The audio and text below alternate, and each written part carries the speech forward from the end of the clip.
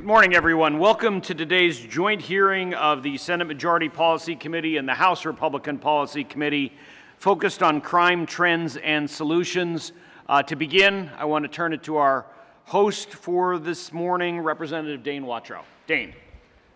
Good morning and welcome to Hazleton. I am Representative Dane Watrow, and I am very pleased to join Senator Dave Argall and Chairman Representative David Rowe for the Policy Committee and the Policy Committee members here today to testify in the 116th District to convey today's discussion on crime trends and solutions.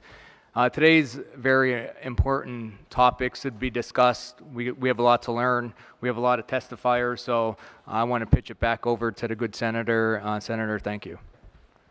Thank you. I'd now like to recognize Representative David Rowe, the chair of the House Republican Policy Committee, for any remarks that he would like to give. Mr. Chairman. Thank you very much, Chairman Argall, for bringing our committees together. I obviously want to thank our host, Representative Dane Watrow, who is also a deputy chairman for the Policy Committee, for hosting us here today in his wonderful district. I want to thank all of our testifiers who are joining us today. Your willingness to share will help broaden our perspective as we do our work in Harrisburg. That's what the Policy Committee does. For those of you who are in attendance who are maybe not familiar with what a Policy Committee is, as I wasn't before I came into Harrisburg, but the committee really provides an avenue for lawmakers to interact with policymakers and to hear directly from people outside that bubble of Harrisburg. I believe when it comes to keeping Pennsylvania safe, it's critical that lawmakers and those creating policies not understand only the crime trends, but also what those on the front lines are encountering every single day, the strategies that are working, and the policies that could make a meaningful difference. Very excited for our hearing today. Thank you, Senator Argall. Thank you, Chairman Rowe. As you'd indicated, there are a lot of discussion ahead of us today. The core function of government is to keep its citizens safe. Our communities deserve to feel safe, and we need to acknowledge that there is a lot of work to be done. Across Pennsylvania, we've seen some bad actors committing drug trafficking, property theft, organized retail crime theft, human trafficking, and much, much more. Our purpose today is to confront these problems, to strengthen partnerships between residents, law enforcement, school, and local organizations in the hope that by working together, we can reduce crime, protect our neighborhoods, and ensure a safer future for everyone. My colleague to the north, Senator Lisa Baker, the chairman of the Senate Judiciary Committee, is well versed on these topics, and I'd like to introduce her next for any opening remarks. Lisa. Thank you, Chairman Argall and Dane and Representative Rowe for inviting us here to Hazleton to have this joint policy committee. As Senator Argall mentioned, I'm the chair of the Senate Judiciary Committee. We also have Ryan Shovlin, Esquire, with us, who is the executive director of the committee. And it's my pleasure to be here today to hear from our distinguished panelists regarding what they're seeing and experiencing, most importantly at the ground level, regarding trends, but also solutions. Keeping our communities safe has consistently been a top priority for the Senate Republicans, and it's been at the forefront of our legislative agenda this session. We're committed to ensuring that violent criminals are quickly apprehended and brought to justice, working with our district attorneys. We are also ensuring that victims are treated fairly and given a voice at every stage of the process, something that has been an important priority for me. And innovative programs like treatment court and other things show tremendous promise in helping us reduce recidivism and helping prevent new crimes from occurring. So at the same time, we have to remain vigilant in addressing new forms of crime that arise as offenders become more sophisticated with their methods. So I look forward to hearing from our panelists, and I'm delighted that we will have our Attorney General Dave Sunday here with us, who has been at the forefront of restorative justice and accountability. And I think that'll be another key theme today as well. Thank you, everyone. Thank you, Senator Baker. I'd also like to thank Mayor Cassatt and Council President Perry for allowing us to borrow your beautiful facility. As I told both of them, With the renovations, it looks a lot better than, oh, yeah. May I ask my colleagues to introduce themselves, please, before we begin? Rob? Thank you, Senator Argel. Good morning, everyone. My name is State Representative Robert Ledbetter. I have the honor of representing the 109th District. Always fun and exciting to be able to come to my good neighbor, Representative Watro, in the 116th. This should be an exciting hearing this morning. It is always encouraging to see the collaboration across both a bicameral manner in Harrisburg with the Senate and the House, but as well as our federal partners in our Congressman Muser, and then our Senator Dave McCormick. So again, Senator, thank you so much for having us, and Representative Watro, thank you for hosting us this morning. Good morning. I'm Tim Twardzik. I represent right down the road, the 123rd District of Schuylkill County, and it is a pleasure to be up in Hazleton. I told Mr. Watro that I was a little disappointed this was not on a Wednesday so I could have a Jimmy hot dog.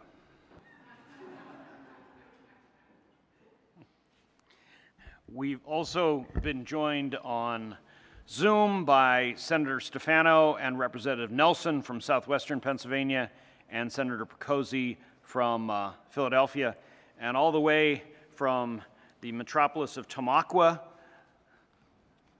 Where's Mr. Gerace from Senator McCormick's district? Thanks for making the trip north. All right, Senator Bartolotta has also joined us. Thank you. And so to those who are joining us on Zoom, if you have any technical problems, please contact Josh Paul.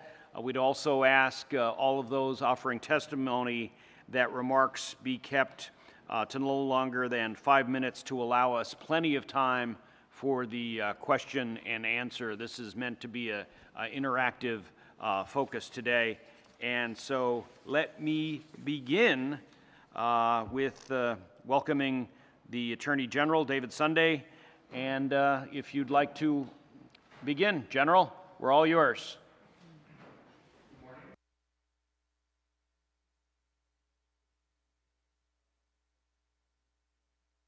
And I thought that I would touch on, I know you received my written testimony, and so I thought I would touch on some different areas from that. Hopefully that'll get some ideas flowing. I'm sure we'll have lots of questions and back and forth. So thank you for putting this on today.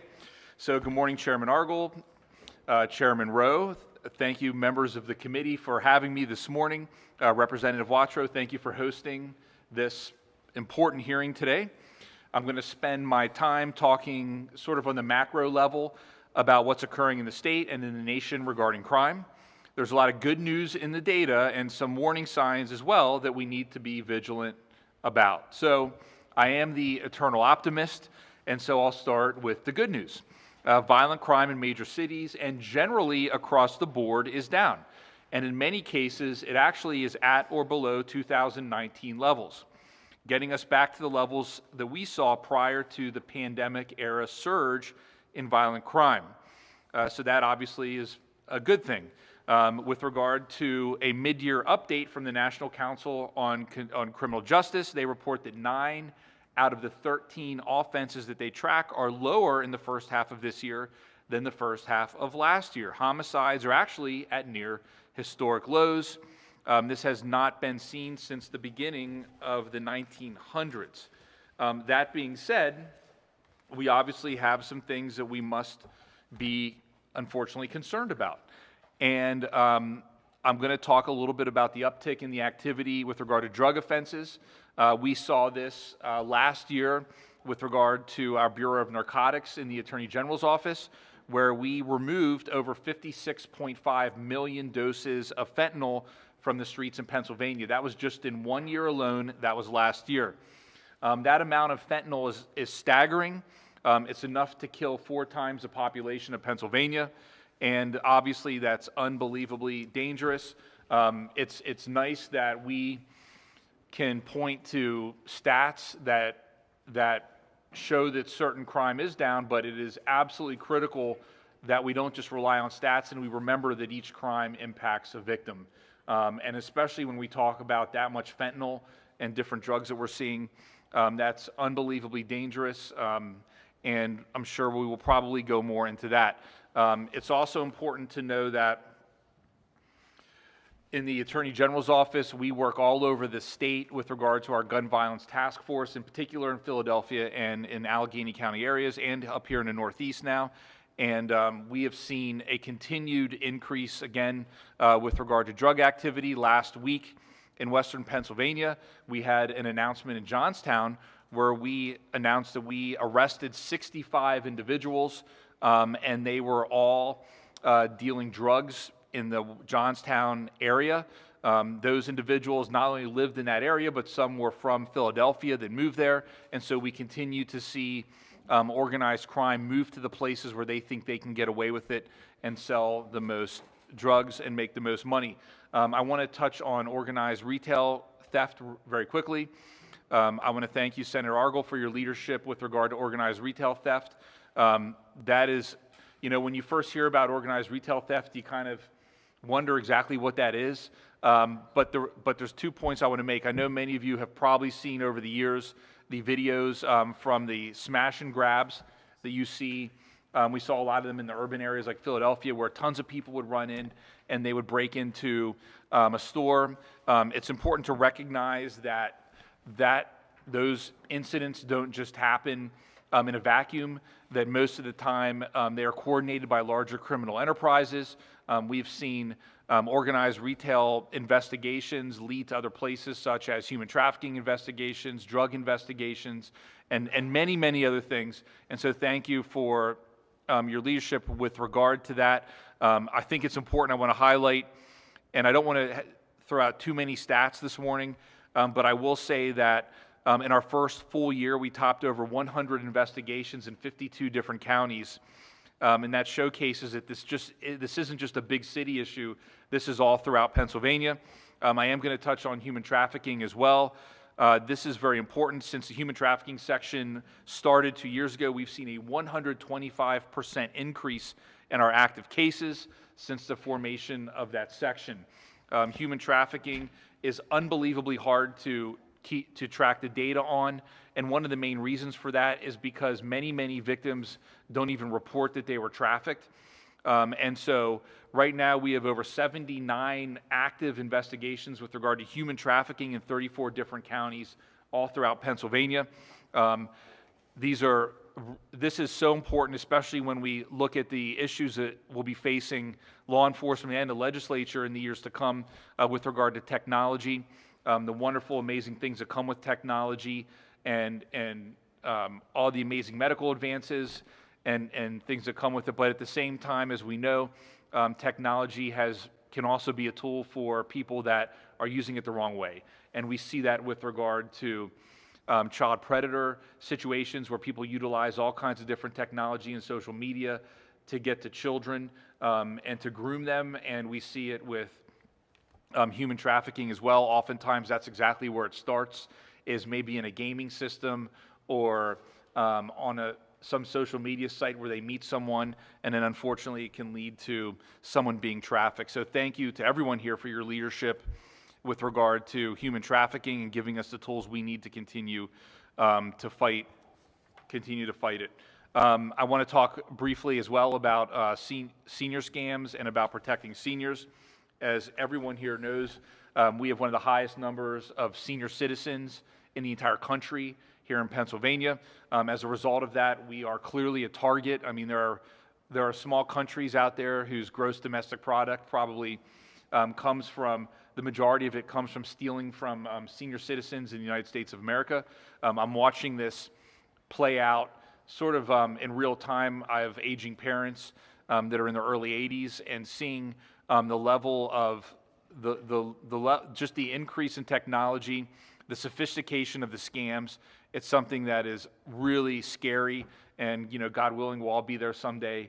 I think we need to really do what we can to increase being able to target these bad guys, which is why I'm proud that in our office we recently created the Elder Exploitation Section, which is dedicated to investigating and prosecuting cases where individuals that actually know, they're typically people that know the senior, steal money from them. Those are individuals that take advantage of power of attorney situations, and all kinds of others. And so we're really proud of that. That unit is actually already overwhelmed with cases, but that's what we're here for, and we're proud of doing that work.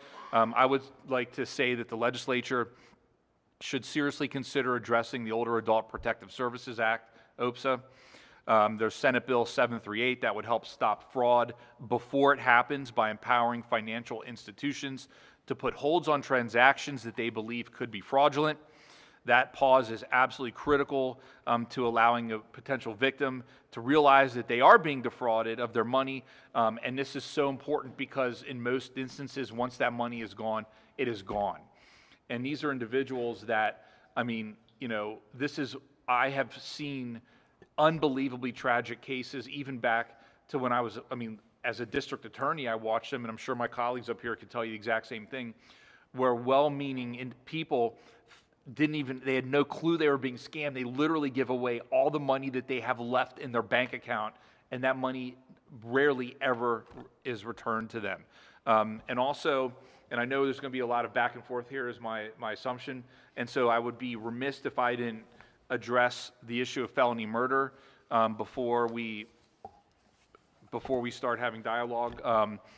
You know, I want to thank everyone in this room for standing up for victims and supporting different solutions for felony murder. I want to be very clear that SB 1400 would provide an appropriate sentencing structure for felony murder. And I want to remind people that right now, I believe the only crime that exists on our books that does not have a sentencing structure by statute is the crime of felony murder, which is second-degree murder. And for those that are here and listening, I like to always remind people exactly what that is, and I saw my colleagues here do that very effectively over the last month or so. But felony murder is when someone kills someone while they are already committing some of the most serious crimes that we have on our books. So you're already committing one of the most serious violent crimes that are out there, and that's robbery, burglary, rape, kidnapping, arson. And so you're committing something that already carries one of the heaviest sentences, and while you're doing that, you kill the person. That's second-degree murder. And so I would like to go back and say that even though time has ran out with regard to the pause put in place by the Pennsylvania Supreme Court, you know, obviously we still support SB 1400. It provided the different options that should be there so that we can hold these individuals accountable. And we're really at a place that is just unacceptable without having statutory standards in place.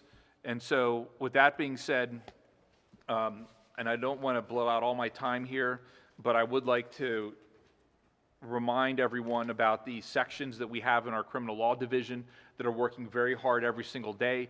And so that would be our money laundering section, our child predator section. We have a criminal prosecution section. We handle cases that are referred to the Office of Attorney General from district attorneys. In some cases, those are conflicts. In other cases, those are resource referrals.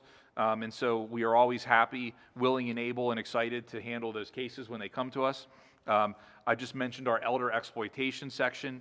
We have an environmental crimes section, financial crimes, gun violence, Medicaid fraud, and last year we were #1 in the country for the amount of Medicaid fraud convictions. Obviously, it's not good that we have that much Medicaid fraud that requires that many convictions, but I'm very proud of the work that our office does to ensure that we do get convictions with regard to Medicaid fraud. We talked about organized retail theft. We have an organized crime section, public corruption.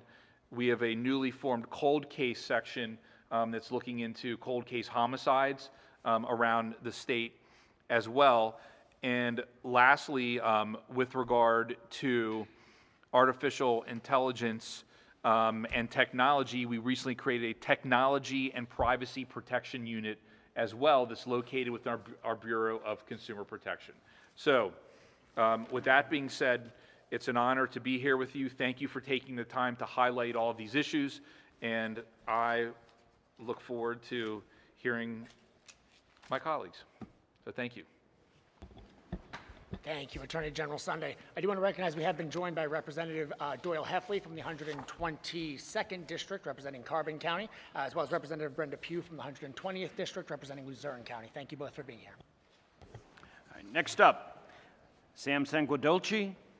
Hopefully I'm close. If not, you can call me Argyle. You nailed it. District Attorney right here in Luzerne County. Sam, thanks for joining us.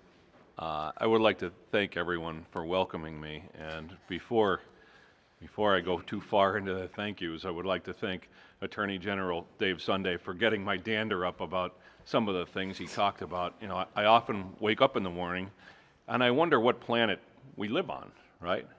The Supreme Court just overturned felony murder, said it's cruel and unusual to put people in jail for second-degree murder, or life without parole. Second-degree murder, also known as felony murder, is not just being convicted of any old felony, right? It's not a $2,000 theft. You know, you stole a purse out of a grocery cart that had $3,000 in it. It's 6 specific individual crimes. The Commonwealth, being the district attorney or the attorney general working the case, has to prove, along with the police officers, beyond a reasonable doubt, that you have agreed with someone else that you will rape someone, you will rob someone, you will burglarize someone, you will kidnap someone. That is to say, you have agreed that you will be the getaway driver when someone plucks your child out of the playground or out of the playpen. And because you're the getaway driver and someone dies, you go to jail for life without parole. Aren't those crimes heinous enough? And now, as the Attorney General so eloquently stated, we're in a situation where we don't have guidelines on what the penalty should be. So, yes, we have at least a dozen people in Luzerne County, and we had recently had a press conference, and I highlighted them. The District Attorneys Association of Pennsylvania went through these cases, and out of the 500 cases they reviewed, they found 1 getaway driver. So now all of these people are going to appeal their sentences. We're going to spend hundreds of man and women hours trying to keep them in jail because people decided that agreeing to kidnap or rape or rob or burglarize someone doesn't warrant life without parole. I'd like to thank the panel for putting us together here so that we can make the public aware of some of the things that we wake up every day and worry about, if we even sleep at all. I know that this panel here, thankfully, for the people of Luzerne County, I guess I can only speak for my own district, have fought to see that the work, the hundreds, thousands of hours that police and prosecutors have done to convict second-degree murderers does not go unnoticed. But not only that, we had the families of victims there. Imagine being the prosecutor that sits down with the victim's family and says, I know that this person killed your loved one and they will never get out of jail, and then wake up 12 years later and find out, you know what, they might get out of jail. That's a hard conversation to have, and I know that Senator Baker has gotten those calls. I know that I've gotten those calls. You told me that this person would be in jail forever. Now what happens? And my answer is I have no idea. We're still waiting to hear. So I would like to thank the senators and representatives here for their support. Senate Bill 1400 is the answer. Maybe it's not perfect, but we are continuing to work, and I'd like to encourage the Democrats and Republicans and independents alike to consider the victims, to keep working, because the answer is not letting criminals out of jail. The answer is that the victims deserve whatever kind of closure they can get from losing a loved one in a violent crime. As far as the scams in Luzerne County, I know Attorney General, I don't hesitate to mention, he was the district attorney in York County, a county very much like ours. He understands what we're going through more and better than most, any Attorney General that I can recall. So I'd like to thank him for his support on pretty much every issue we face. But I too have gotten the calls that the elderly have been scammed out of their money, went and bought gift cards. I know friends of mine have called. You know, my mother just went to the bank and cleaned out her account. I've done a number of press conferences on this issue. Gift cards are for gifts, right? It goes back to the days of the 1-800 commercials, the infomercials. Act now, right? They create a sense of urgency. Some emergency must happen. You must act now. Gift cards are for gifts. They are not for paying bills.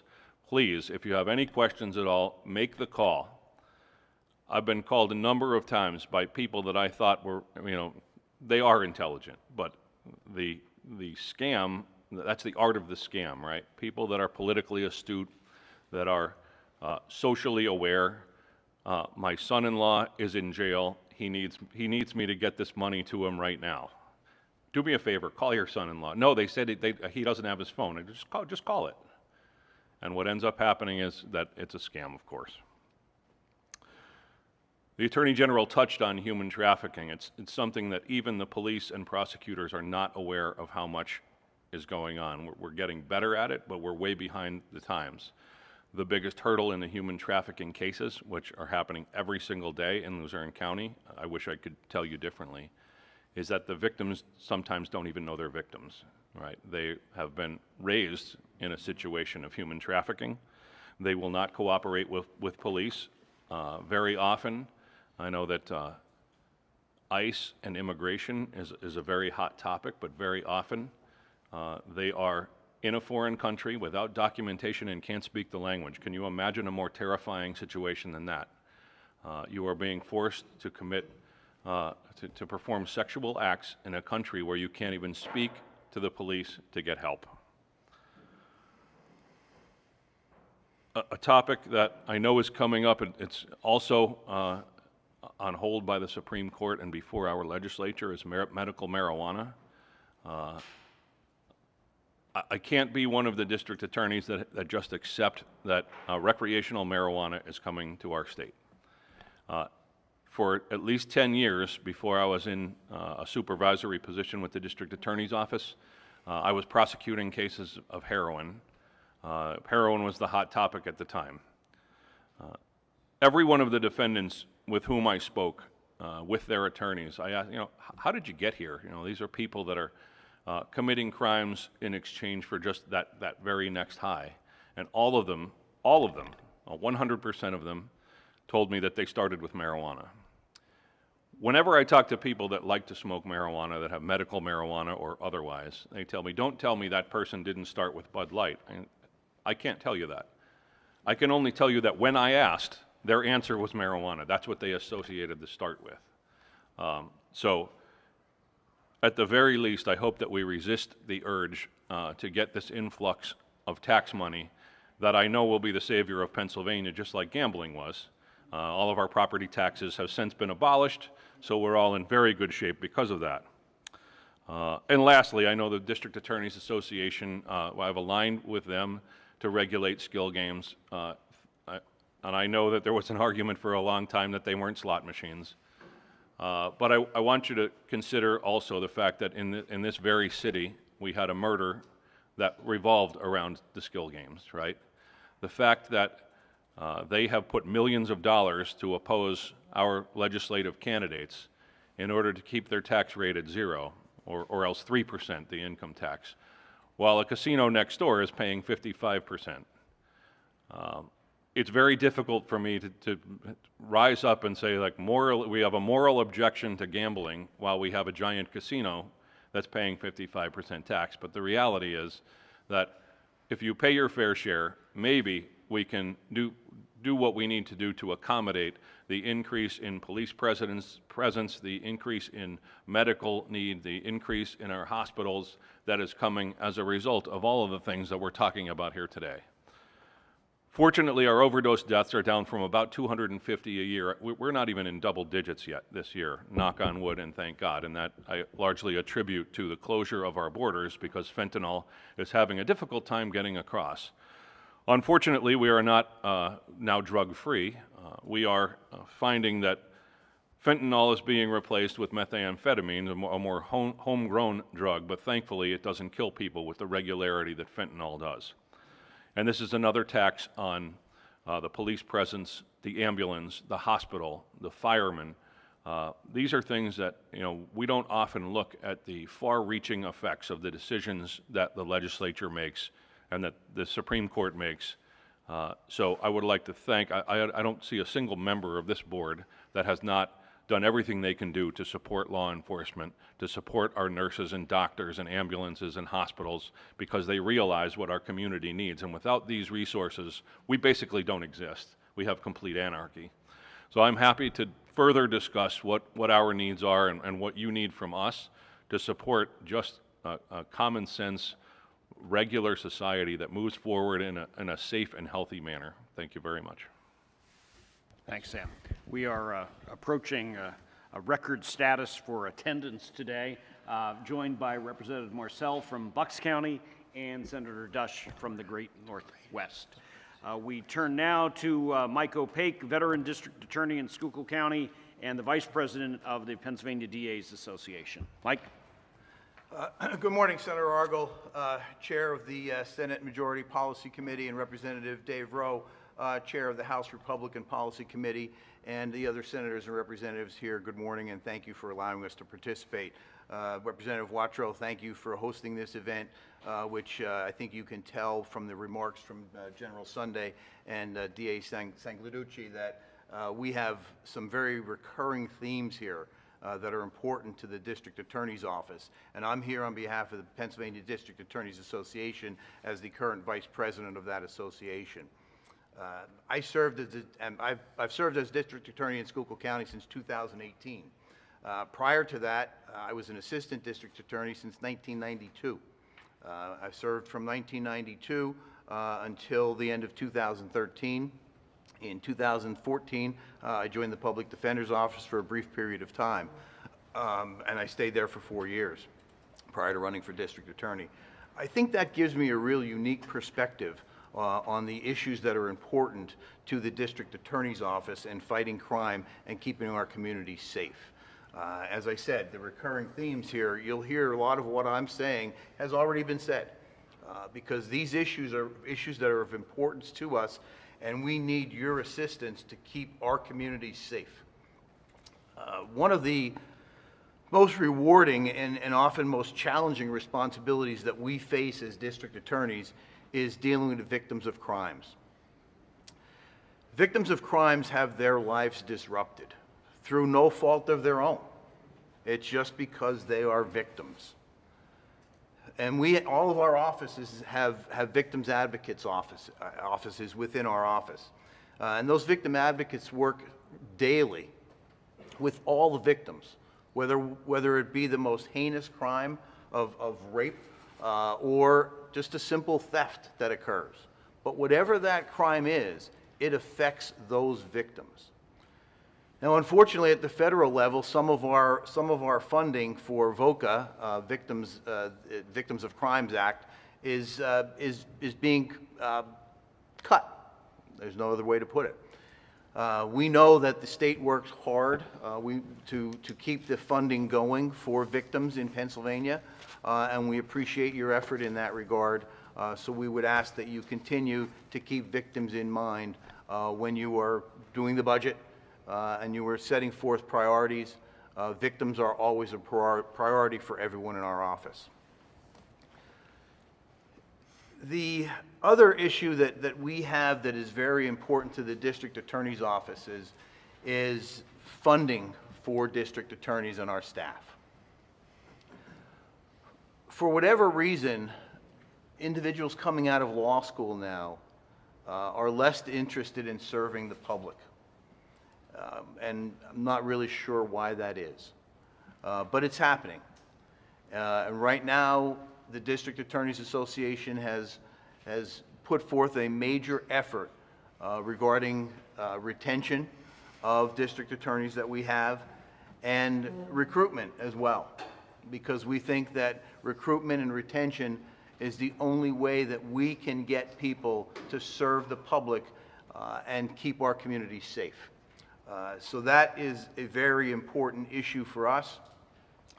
We know that there was Senate Resolution 94 and the final report of the Joint State Government Commission study was authorized, and that is something that was authorized so that you can examine what the challenges are that our offices face regarding recruitment and retention. We thank you for that study. We ask that you consider everything that's in that study very thoroughly, and we ask that you continue to work in that regard to make sure that district attorneys' offices have the appropriate staff to keep our community safe. One of my roles as the Vice President of the District Attorneys Association is I'm a member of PCCD's Indigent Defense Advisory Committee. And I see firsthand how those public defenders' offices are funded. There was just a major influx of cash that went into public defenders' offices. And that's fine, and that needs to be done. And I understand that, and we understand that as an association. But keep in mind that every criminal case that is prosecuted by the district attorney's offices. All we're asking for is equal funding for our offices so that we can keep people in our offices that are there. We can keep them happy monetarily, benefits-wise, whatever it may be, and that we have the ability to go out and recruit people to serve the public like all of you do. That's all we're asking. I know it was touched on a little earlier about the technological advances that are happening. We solve a lot of crimes in our offices. Municipal police officers that are here will tell you that they solve a lot of crimes now with ring cameras. And we talked about the retail theft rings. The technology that we have in the stores throughout the Commonwealth, Walmart, wherever it may be, are highly technical. So all of that information that we gather, that's called discovery. And we have to provide that information to Defense Counsel. We have to review it. Someone in our office has to review it. Someone has to provide it. That takes time and money. All of these technological advances are great and they help us solve crimes. But again, we need money so that we can have technology in the courtroom to present it to a judge and a jury in order to convict an individual that has committed a crime, and again, ultimately, to keep our community safe.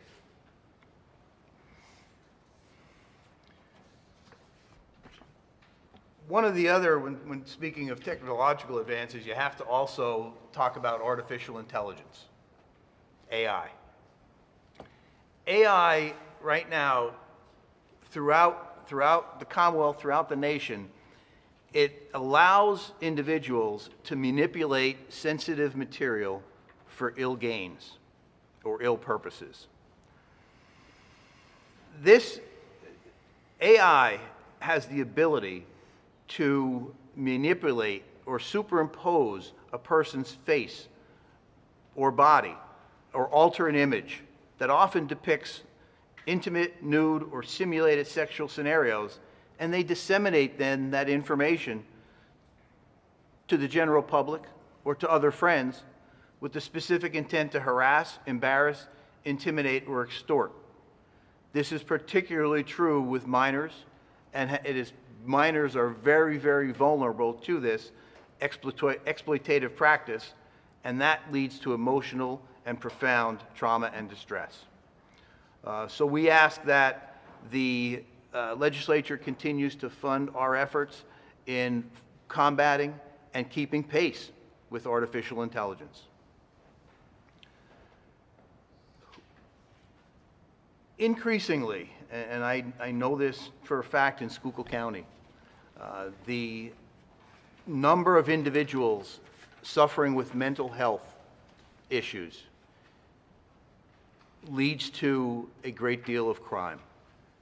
I think it's very important that we have the resources we need and the health specialists that we need to combat the solutions for the mental health crisis in our communities. Our offices, the district attorney's offices, we support diversionary programs. These programs provide a second chance for offenders who take accountability and demonstrate meaningful, positive change so that they are not cycled through the system continually. And this applies to juveniles as well. In Schuylkill County, I led efforts to establish a wellness court, which was recently created in Schuylkill County. And our wellness court has a veterans track to it, which is very important because we like to make sure that the veterans that have served our country with dignity and respect are treated the same way when they offend and are given the opportunity to change their lives.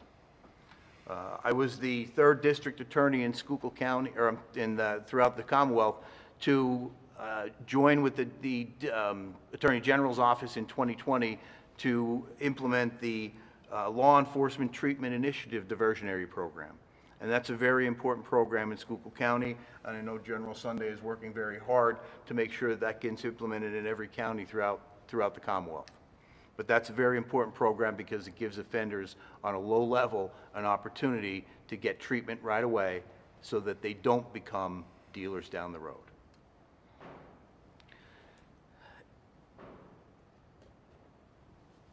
One of the things that I think I would be remiss if I did not mention, the case of Commonwealth v. Lee, which changed the sentencing structure for felony murder in Pennsylvania. I don't think that I could say it any better than my two colleagues with me. It's very disturbing that right now we do not have a sentencing structure for someone that commits murder in the course of committing a violent, serious crime that 6 crimes are specifically enumerated. It's hard to fathom that right now our courts and our offices are going to be inundated with over 1,100 cases that are going to come back before our courts for resentencing. And we don't have a structure to follow. We ask that you continue to work hard. We know the 120 days has passed. We ask that you continue to work hard to reach a resolution. And we're asking that what you get to is a structure which allows for accountability, punishment, but also, very importantly, an avenue that that person will still have the possibility of serving life in prison. That's very important to us. I think the theme of my remarks here are that we need the right tools to promote public safety, prevent violence, protect and support victims of all ages, and keep illegal drugs off the streets and away from our kids. More specifically, we would also like to see regulation for hemp products with high THC levels being sold under the guise of the legal Farm Bill compliant substances and marketed to minors.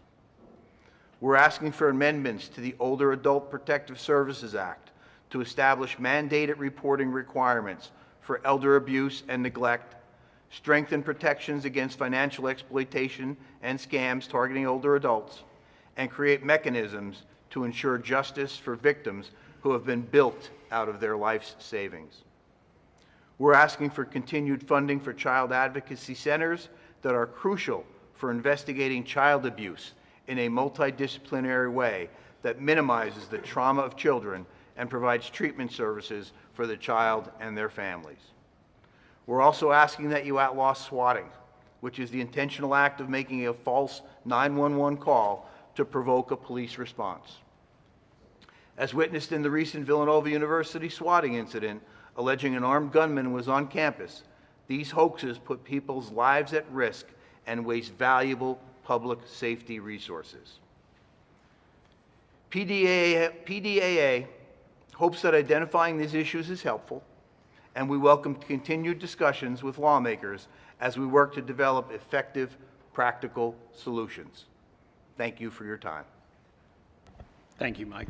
Senator Baker has led the fight on our side of the Capitol on trying to resolve this terrible issue based on the Supreme Court case. And so let me ask her to begin. We have about 5 to 10 minutes left for questions and answers, and then I'll turn to Dave here for questions from the representatives. Senator Baker.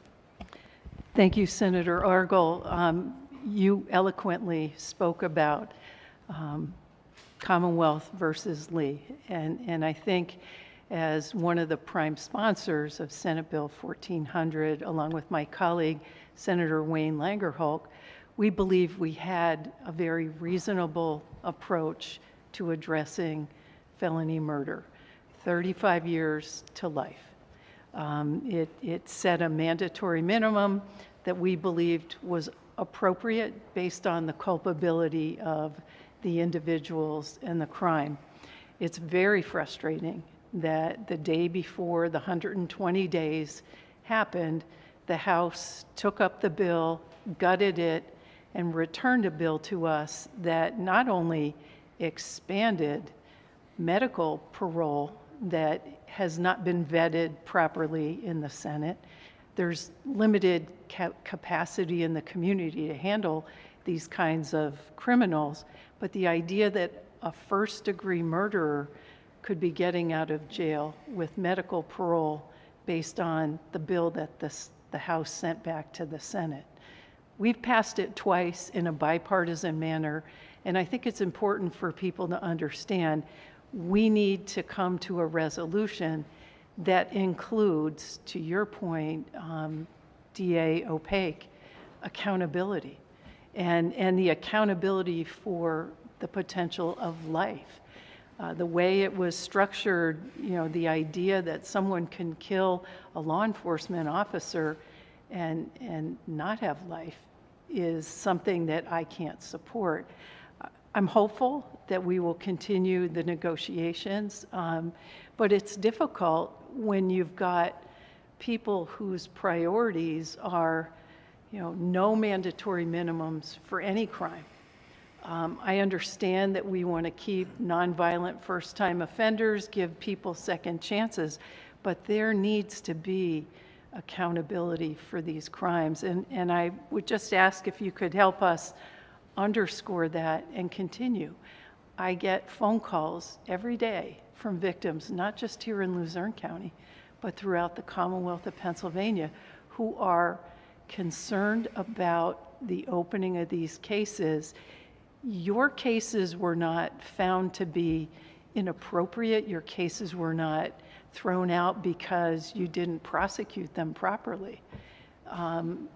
I just want to thank you and the DA's Association and Attorney General Sunday for stepping forward to put a spotlight on what this is and why we need to have a mandatory minimum. I just ask for your help and as we continue to fight that good fight, because you now face the potential of people being charged with second-degree felony murder. And what do you base your recommendations to the judge? We will have complete lack of uniformity across the Commonwealth. If you could speak to that, do you have pending cases that you're concerned about? I'm happy to chime in. I have a case right now where, you know, a request was made to plead to second-degree murder, and so what do I do with that, right? How do you tell, you know, as much responsibility as I have to the public and to the police, I think people often overlook the fact that our responsibility is also to the defendant, right? If you have an incompetent defense counsel or no defense counsel, they represent themselves, we still have an obligation to protect their rights. I can't properly advise a defendant what the consequence might be. You know, second sounds like it's better than first, but is it? We don't even know. So, you know, we continue to fight that fight, and I appreciate the fact that you're saying, you know, again, I often wake up saying, like, what planet do I live on? That people that have agreed to commit a rape, now it's the victims again, that they had to, you know, people don't think about this when you read in the paper someone has pled guilty or been convicted. The police put in an affidavit of probable cause what they believed to be enough evidence to bring to a judge, right? And a judge looks at it and decides that he's going to issue an arrest warrant, so we take this person's freedom. And then they get a preliminary hearing where they're represented by counsel, and they get to challenge the evidence. And then they get a habeas corpus hearing where a county judge reviews the evidence and decides we have enough evidence. And then they get suppression motions where they tried to suppress evidence that the police found.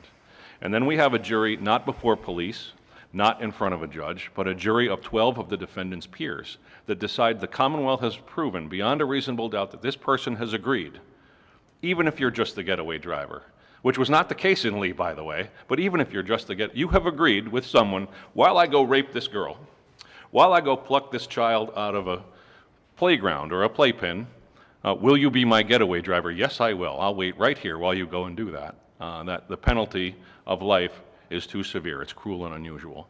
And so these victims had to watch that. The loss of a loved one, You wait for the police to make an arrest. You read the stories, and now you read social media with the rumors and false information. And then you live through the conviction, and then you live through the appeal to the Superior Court, the appeal to the Supreme Court, the appeal to the Third Circuit, the appeal to the United States Supreme Court. Then we start post-conviction relief, right? My lawyer was incompetent, so we start all of that all over again, and they lived through that, and 12, 13, 15, 20 years later, now they see that it's cruel and unusual punishment, and they call my office. What happens now? And my answer is, I have no idea.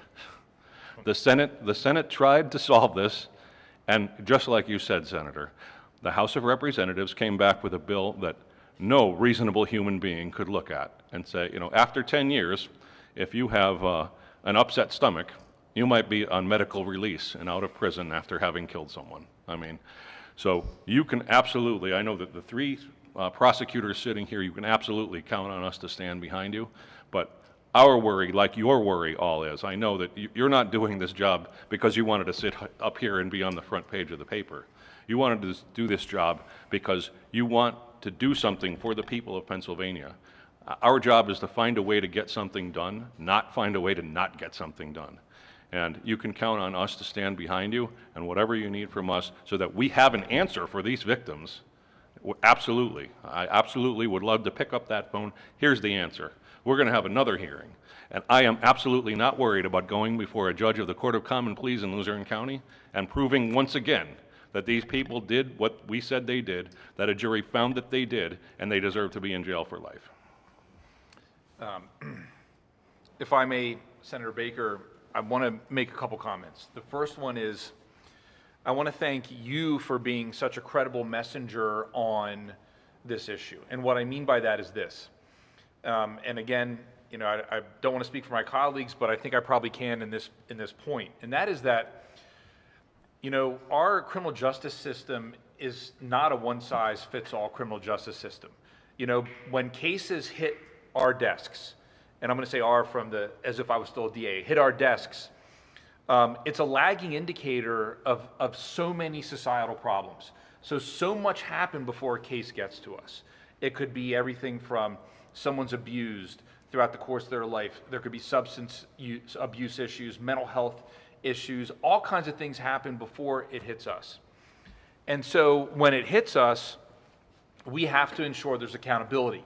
I want to thank you. I mean, you've worked very hard over the course, and this is really important, of your career to identify the time for redemption, the time for getting people treatment, the time for making sure that we can address the issues prior to it getting to this point. And so for people watching this, they need to understand that this isn't a situation where as a body collectively here, and Senator, you yourself are saying, like, everyone's got to go to jail forever, that's what we're doing. That is absolutely not remotely what this is about. Everything from your work with the early termination of probation initiative, things of that nature. So you've been a voice for reasonableness in the system and empathy with helping people.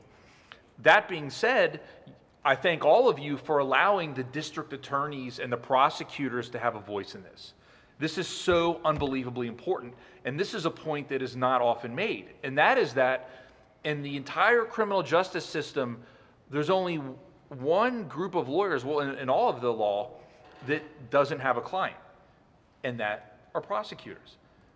The criminal defense lawyers, and I love them dearly, my colleagues, they have one duty, and that is to zealously advocate for the best interest of one person, and that's their client. And the goal as a lawyer for that one person that you're the defense attorney for is to get them out of jail and have the best possible outcome for them. Whereas district attorneys and prosecutors don't have a client. Their ethical duty is to ensuring that the right thing happens. It's to ensuring that the system functions properly. It's to make sure, as District Attorney Sanguidolce mentioned, it's to ensure that the constitutional rights and protections are afforded to the defendants. And so with that being said, the place through which I know my colleagues are viewing this dilemma is through that of the system in its entirety, and in particular through ensuring that victims have voices, because that is part of our duty as well, through the Victims' Bill of Rights. And so with that being said, I think that this whole discussion can never be sort of, pushed into the simple place of jail or not jail. It's ensuring that there's a right outcome based on these horrific crimes that are occurring. And so I would be remiss if I didn't thank you for being that voice, and I have no doubt you will continue to be that voice through this, and we will all continue to be with you in making sure that the community understands exactly what's happening here. Just very, very briefly, because I know we're pressed for time here a little bit. The Supreme Court case in Lee asked that there be an assessment of culpability. That's what Senate Bill 1400 does. It sets a minimum. To be quite honest with you, I think that's a huge concession that was made to rectify what Lee is asking us to do.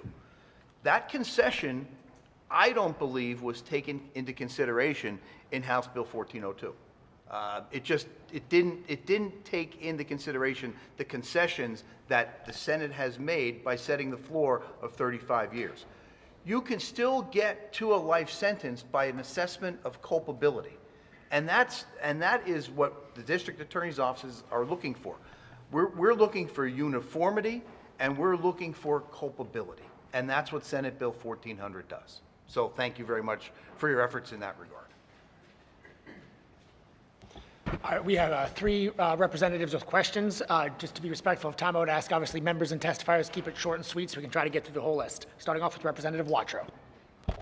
Thank you, Chairman.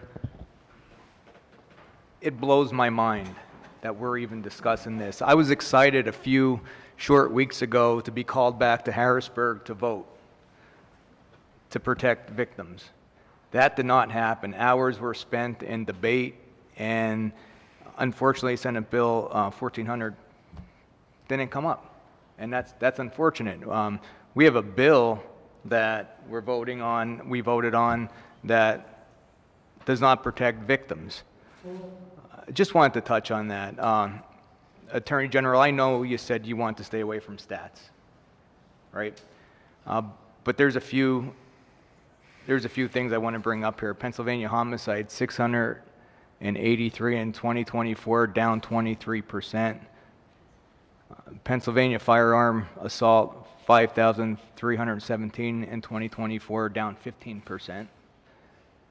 And Pennsylvania overdose, 3,341 deaths in 2024, down 29.2%. That's based off of leadership from your office and the two gentlemen sitting, one to your left, one to your right. So thank you. Luzerne County District Attorney spoke briefly about marijuana. When somebody comes in, they first offend, yes, what their drug of choice was. To start off, he said it was marijuana, correct? I think that needs to really resonate with people. When they go before the court the first time, it's marijuana, and it potentially leads into other harsher drugs. I'm going to yield the rest of my time to the chairman. Thank you very much for allotting me time. Thank you very much, Representative Watro. Representative Pugh.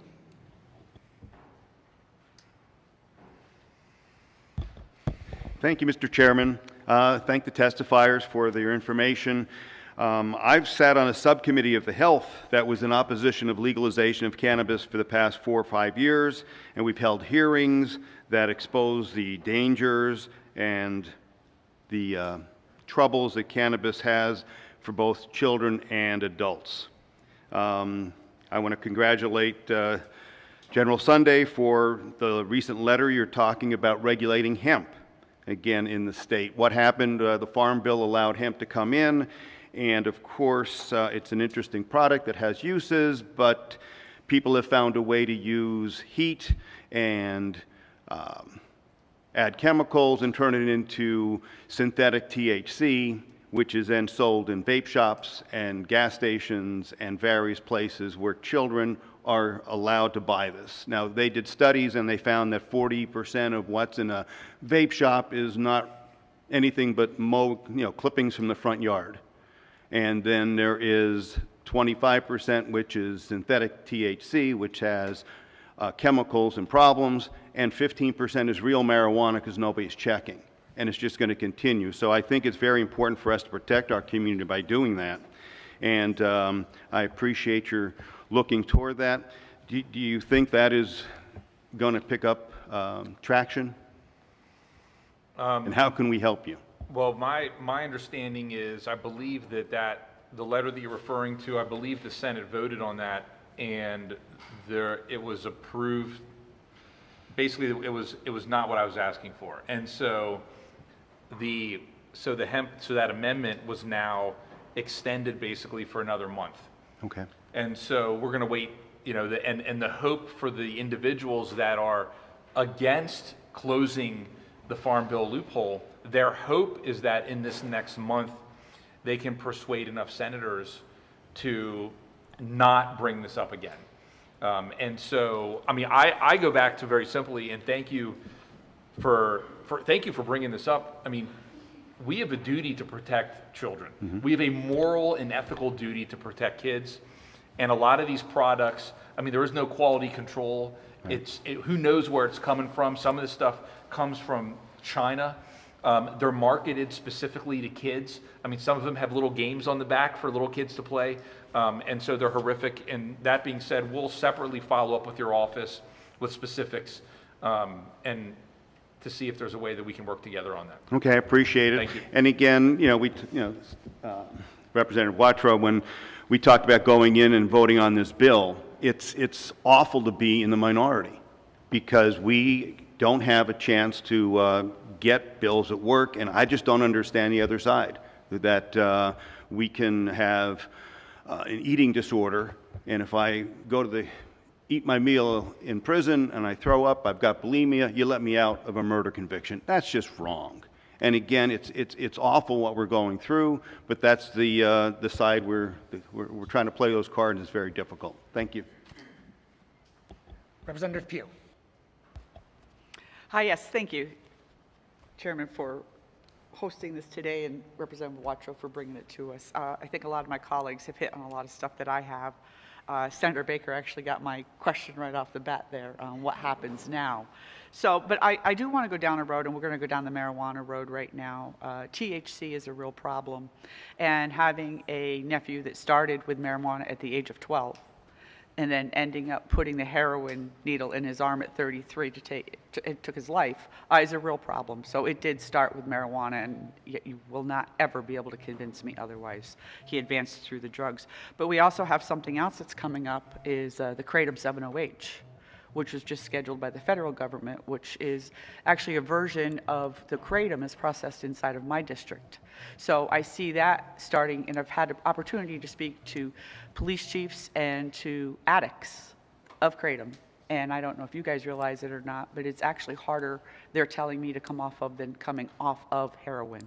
So I'm wondering what your questions are as far as that goes with the Kratom. Are you seeing anything with that, or the 7-OHs?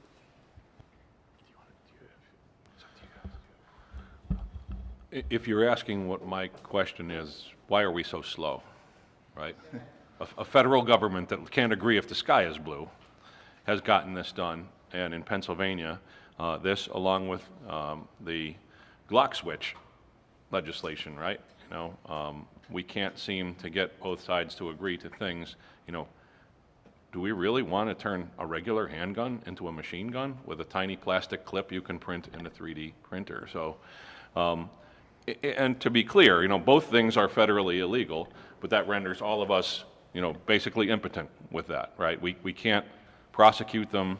We have to rely on the federal government that, we probably do 500 gun cases a year. We probably do 2,000 drug cases a year. If you think the Middle District of Pennsylvania is anywhere close to that, they aren't. What I'd like to see, you're right, Kratom is as bad or worse than marijuana. And to be clear, I'm not saying everybody that's tried marijuana has become a heroin addict, certainly not. But in the same way that, we're only learning about addiction now, right? In fact, we're not even supposed to call it addiction. It's substance use disorder. But in the same way that you're born with blue eyes, you can be born naturally in a way that you are more likely to be addicted than anybody else. You try Bud Light, you'll be an alcoholic. You try marijuana, you're going to graduate to heroin. You try gambling, you're going to lose your house. we need from the legislature the tools to fight back, right? By saying recreational marijuana basically tells children it's okay to try. Is it? Is that what we think? Is that what doctors have agreed upon? They can't even agree that the COVID vaccine was safe, right? So we need the tools, number one, to arrest, because it's not the people trying marijuana, right? It's the people making thousands, if not millions of dollars from selling it to children. They don't care who they sell it to. Give us the tools to fight back, and also the tools to investigate and learn. You know, I've seen a number of commissions. I've been a part of a number of commissions where we study things. Well, let's look at it. You know, if somebody wants to argue to me, and I've heard the argument that marijuana is safer than alcohol. Okay, let's look at it. Let's interview some of these people in our drug courts, and let's see. But as long as we're doing nothing, we're totally powerless to fight back, to investigate, to study, to answer to the public, the people that elect us. Those are the people we answer to. We don't have any answers. So as the legislature, what we're asking for is give us the tools so that we can at least start down the path of finding the answers. I'd just like to echo that a little bit. You know, 10, 12 years ago, if you remember, bath salts were a big thing. Bath salts became prevalent because what I was being told by people using bath salts was it was the highest of high that they ever had. And then, correspondingly, they also said, but it was the lowest of low that they ever had as well. And I think that bath salts then, we were able to combat bath salts through learning more about it, by regulating it more. And then the people that want to make money and profit off of this came up with something like Kratom. And that's where we're at now. So I think Sam is right in that what we need the tools, and we need to be educated as to how to stop Kratom. So that's what we need. Thank you, and I want to thank each one of your offices, because I know I send stuff over to be reviewed, you know, prior to bringing it out. So I really appreciate your responses back to me to try to make the bills as strong as they can be. So thank you for everything that you do to keep our community safe. You're welcome. Chairman Heffley. Thank you, Chairman. And I want to thank everybody for being here today and your testimony. And from what I'm hearing, and I appreciate your voices, I speak quite a bit to our District Attorney, Michael Greek from Carbon County, and he was explaining the situation with the second-degree murder. And we had a case in Carbon County where a gentleman held his mom down while his friend stabbed her and killed her. And the fact that that person would be eligible to reappeal after all that we've gone through is appalling as a society, of what the Supreme Court did and what our Democratic colleagues did on the House floor to that bill. So as I look at that, it kind of sets me back. I chair the Human Service Committee for the Republican Caucus. It's probably not the most glamorous committee, but we deal a lot with substance use disorder. And I'm really encouraged to see, like you spoke earlier about those overdose deaths coming down. We did a lot of work in the past, the Opioid Task Force, to strengthen those laws. And that's what we want our DAs and our Attorney General to focus on, moving forward. What the Democrats did with this, what the courts did and what the House majority did is set us all back. You're now turning back the time and working on cases that you've already prosecuted and put heinous, people that committed heinous crimes away, instead of looking forward and working on the next issue, which is always going to be another one. It was prescription drugs, then it was heroin, then it was fentanyl. Now it's kratom. It was bath salts. We passed legislation to take care of that. So we got to continue to move forward. Xylazine and all the other drugs that are coming at us. And instead of working on these things moving forward, we took a giant step back, and we're going to release people that are dangerous to society. And it's disappointing, and certainly you have my support in trying to get these issues resolved as we move forward. I do want to acknowledge Attorney General Sunday for your work. We passed the SNAP benefit card, with the chip reader on the EBT cards. That's really going to cut down on fraud and abuse, and I want to commend you on the work that you've done as the chairman, like I said, of the Human Service Committee. It's so disappointing when I see people that are fighting so hard to get the basic services. These are people that can't get out of bed in the morning without assistance. And when you see people that are stealing money from them, that's kind of the lowest of the low in my mind. So I appreciate the work that you did there, and certainly we'll look forward to working together as we tackle these upcoming issues with the new drug trends that are coming out and the kratom. And I appreciate you all being here today. Thank you. Senator Dush has joined us online, and I'm going to ask him for we'll squeeze him in for one last question for this panel. Senator Dush. Thank you very much. I'm keeping the video off because every time I turn it on, the bandwidth goes crazy. First of all, AG Sunday, I want to thank you for the dedicated staff for the anti-human trafficking efforts, and the DAs as well for what they're doing, starting to come together and working with the human service agencies in order to combat this. But one of the things that DA Opaque brought up, I want to hit the funding. Most of you guys understand that we are definitely underwater with our funding. The Medicaid and Medicare fraud, hopefully we can get enough of a bite out of this apple between what the Attorney General is doing along with the federal government, so that that money that we're shoveling out the door, sending truckloads out the door on the fraud, ends up coming back, and we can start using this for the victims of our Crime Act, the VOCA, as well as our survivors in the anti-human trafficking effort. My hat's off to you guys for caring both about caring so much about the survivors. And I know we're over time, so I just want to leave it at that. I'd love to sit around a campfire with you guys for a couple hours, but I appreciate all the work you're doing. Thank you. Thank you, Senator Dush. Thank you to our first panel. And we turn now to our second panel, Romilda Kokomo, the county manager here in Luzerne County, Genesis Arias, the brand new sheriff of Luzerne County. Congratulations to you. And Brian Schoonmaker, the Hazleton Police Department chief.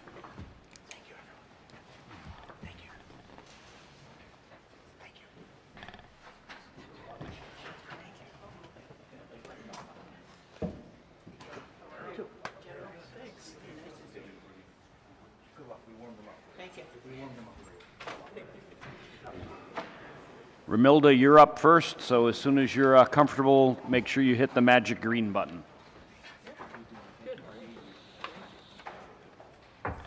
You were always supposed to put the fastest player to bat first. It's not me.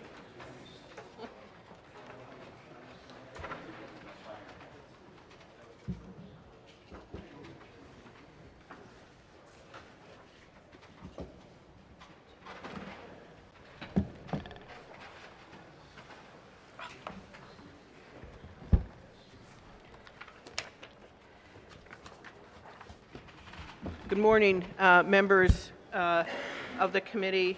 Thank you for inviting me here today to speak on this important topic. And welcome to Luzerne County and to Hazleton specifically. I'm a proud resident of the southern part of Luzerne County, not only the home of Jimmy's Hot Dogs, but the best Italian food outside of Italy. I want to thank our Luzerne County representatives who are here today. They are steadfast in their support of Luzerne County, and I want to publicly thank them for that. First, I want to welcome our new Luzerne County Sheriff, Genesis Arias. I want to tell the people of Luzerne County she is the consummate professional, and I look forward to years of her leadership.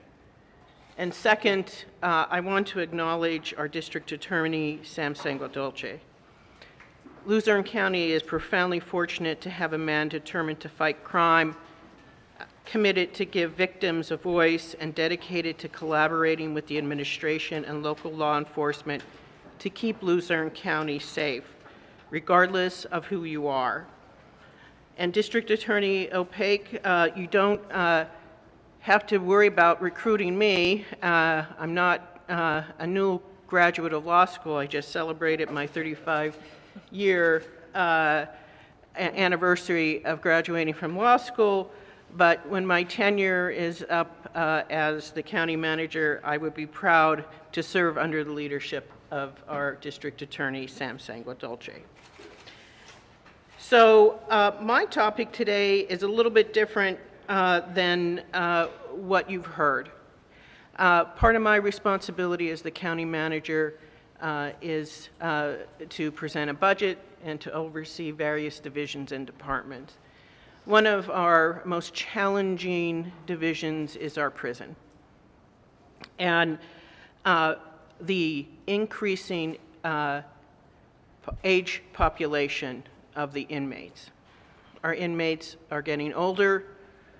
They have neurological challenges. Many of them may have dementia, along with a lot of physical challenges. And in my statement, I ask why this matters to county government. For county officials, this is not simply a state-level policy debate. County correctional facilities, though governed by different populations and sentencing structures than state prisons, face the same parallel prisons that our state correctional facilities are facing: an aging pretrial and short sentence population with escalating chronic health needs, rising medical contract costs, and a staff who are increasingly called upon to manage geriatric and end-of-life care in a setting never designed for it. Correction officers are trained for security, not hospice care. Medical units built decades ago were not designed for wheelchairs, dialysis, or dementia management. We had one instance where there was a man who the police responded to his residence on many occasions.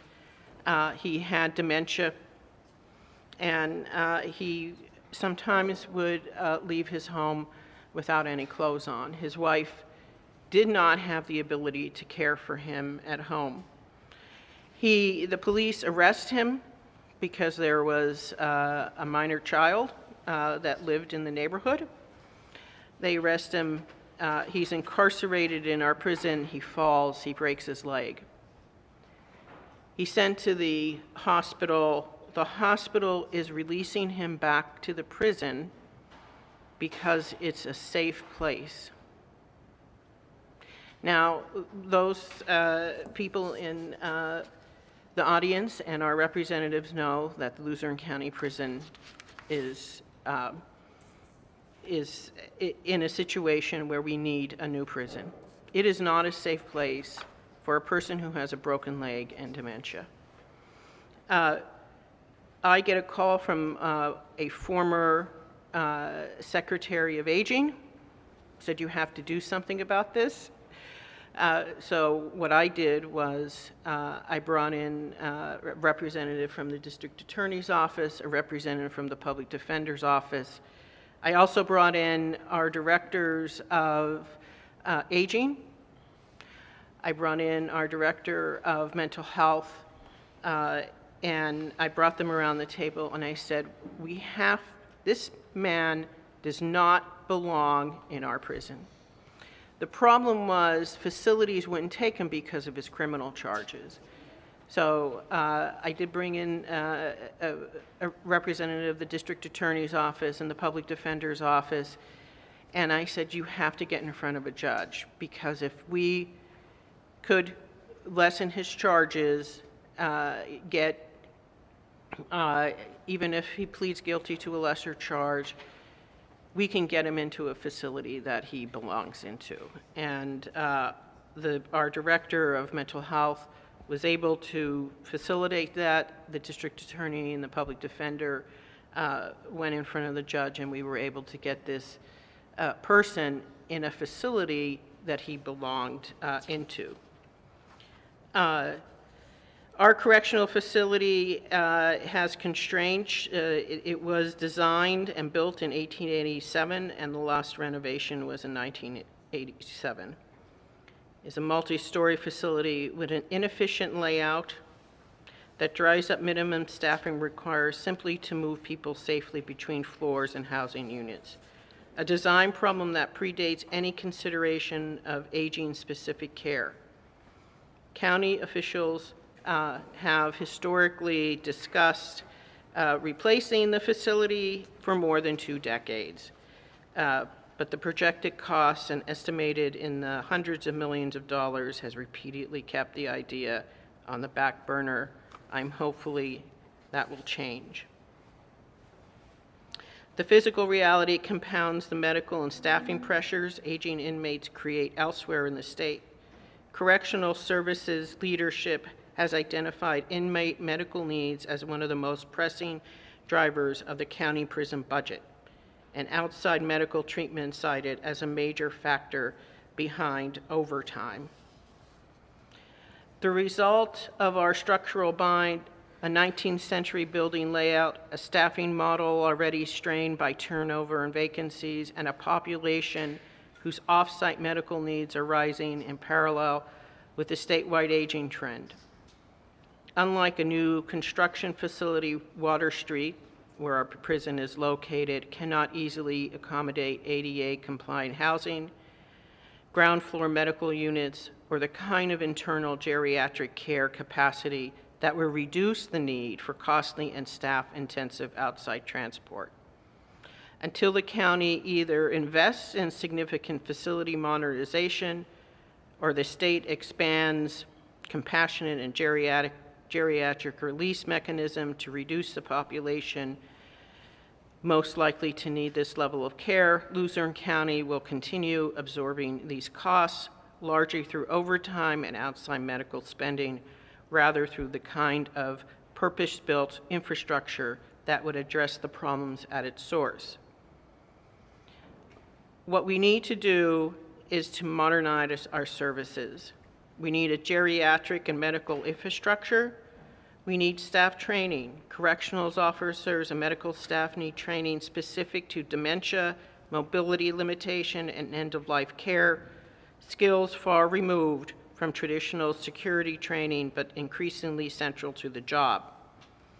We need a re-entry planning tailored to older adults. Individuals released after decades of incarceration face unique barriers, outdated job skills, eroded family networks, and unfamiliarity with technology and benefit system. That standard reentry program often fails to address. We need cross-agency coordination.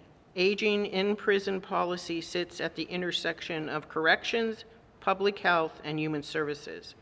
County governments that build formal coordination mechanisms between these departments will be better positioned to manage both cost and care. I will quote District Attorney Opaque again, we need money. However, I am not a county leader who believes that our responsibility is to wait for Harrisburg.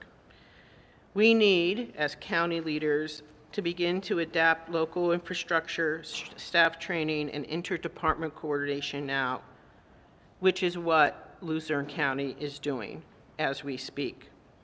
But it is a shared challenge. We need to understand that the population in our prison is aging and brings with it new and challenging obstacles. Thank you.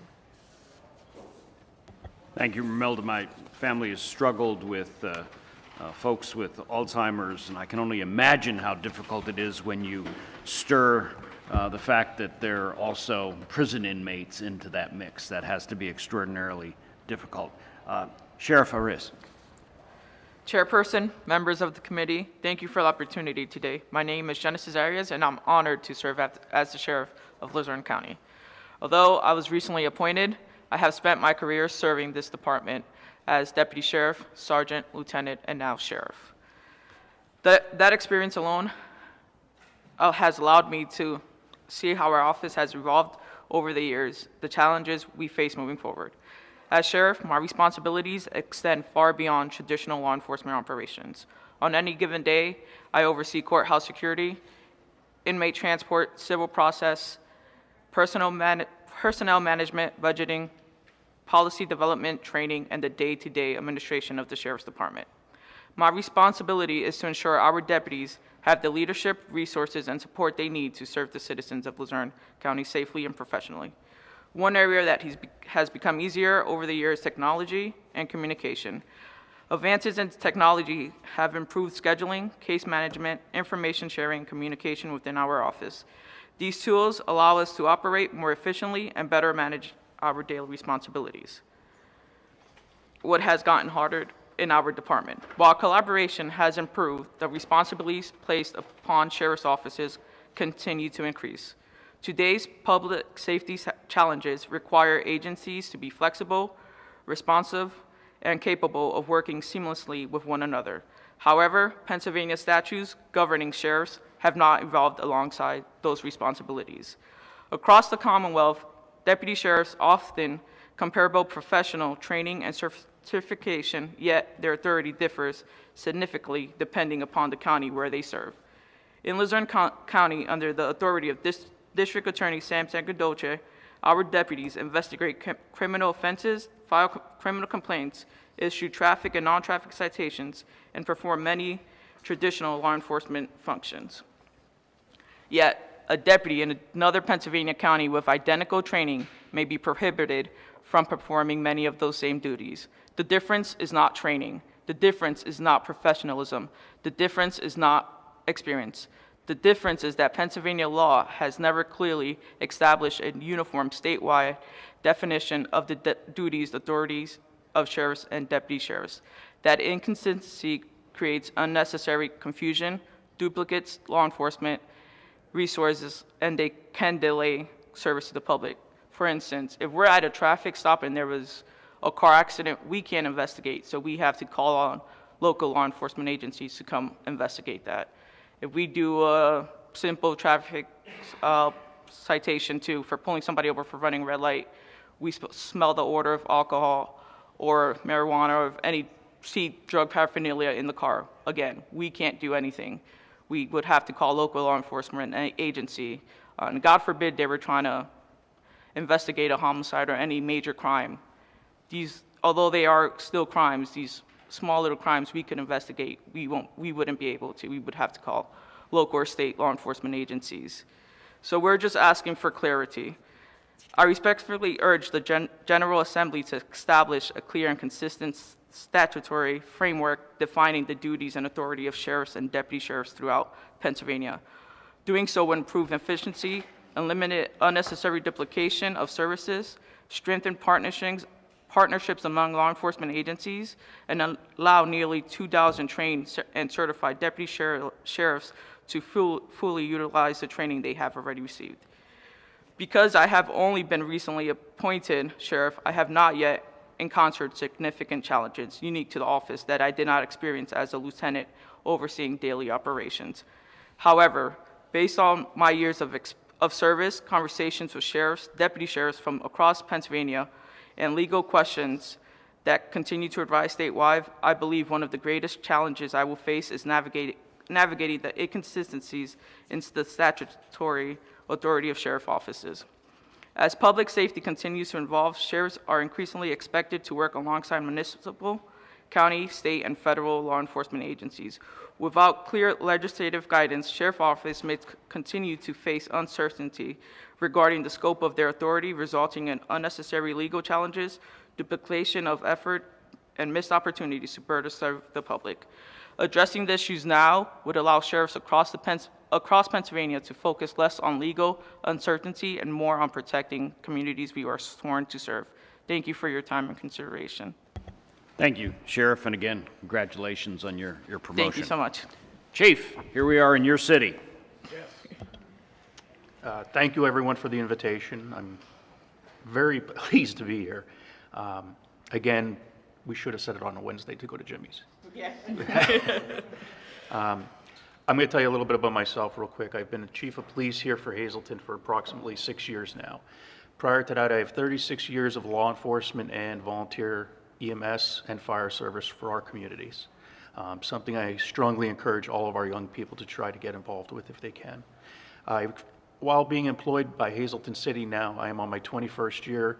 I also worked as a detective, a patrolman, and I worked on the Drug Enforcement Administration's task force based out of Scranton. Some of the things I wanted to bring up today is Hazleton has been experiencing meaningful changes in crime over the past decade. While some challenges remain, particularly involving drugs and assaults, there is an overall trend in which is showing us much more favorable since the 2010 eras. Our crime trends, property crime has declined overall, as you have seen substantially over the entire nation, thankfully. It is reflecting the statewide pattern as well. Theft remains the most common reported offense, particularly larceny, shoplifting, and theft from motor vehicles in our community. Violent crime is relatively stable. Aggravated assault accounts for the most violent crimes. Homicides remain infrequent compared with larger Pennsylvania cities. Hazleton's reported violent crime rate in 2024 was about 233 incidents per 100,000 residents, below the national average reported by Open Crime. With that, a lot of our violent crime at this time is juvenile related, either through gangs or what they claim to be gangs in our region. Drug-related crime continues to be one of our highest affecting crimes to our community. Like many communities in northeastern Pennsylvania, Hazleton continues to contend with an opioid and fentanyl trafficking problem. Drug activity contributes to obviously property crime and violent incidents, but does not account for all of the crime within our city. Several years ago, I had asked members of Congress and the state Senate to work with, at the time, Mayor Barletta in trying to create a HIDTA task force for our region. We are a corridor for narcotics trafficking. We have the 8081 crossover. Everything drug-wise comes through us that goes to New York, New Jersey, and anywhere north of New York. Some of the common scams that have been reported in the Hazleton area, I'm going to reiterate, obviously law enforcement impersonation scams. People calling saying they're from the sheriff's department looking for money from individuals. The family emergency, the grandparent scams, as Attorney General Sunday had expanded on. They are prominent in our area. We have a resident who was just scammed out of over $70,000 through one of these type of scams. The identity theft and tax refund fraud is rampant throughout the Hazleton, Lower Luzerne County area. Government benefit and loan fraud, again, expanding on, it's rampant throughout our region. Our crime is not evenly distributed throughout our community. It shifts. Ours jumps from neighborhoods, wherever the individuals move to and from, and then we have to start looking at those individuals again and investigating crime all over in those regions again. Several factors that shape Hazleton's crime patterns. Economic hardship in some neighborhoods. Drug trafficking routes throughout northeastern Pennsylvania. Vacant or deteriorating properties that can attract illegal activity. Repeat offenders responsible for a very fair portion of our crimes. Most times, again, it starts with our juveniles, and then we are arresting them all throughout their late 20s into their early 30s. Our evidence-based solutions that have worked so far has been hotspot policing, community policing, problem-oriented policing, youth engagement. When I came into office, we brought on a public information officer, which Senator Watrow and Representative Watrow and Mr. Argel are very familiar with. Our PIO is always out doing something in our community with the youth, with the adults, even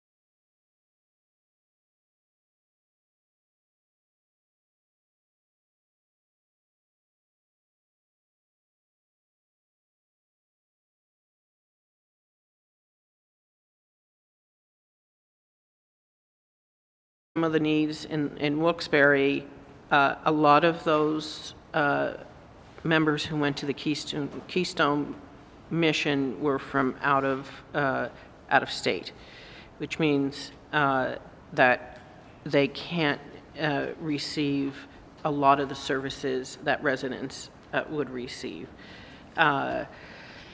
So it's really a mixed bag problem. I certainly, I don't believe that I'm smart enough to solve the homeless issue, but what we're going to try to do is cast the net wide enough to bring in individuals who want the services. I know that Volunteer of America goes into the encampments and works with the individuals who are there. We can't ignoring the issue is a decision that can be made, but it's not the right one. So we definitely need to look at it, I do believe, from a county perspective.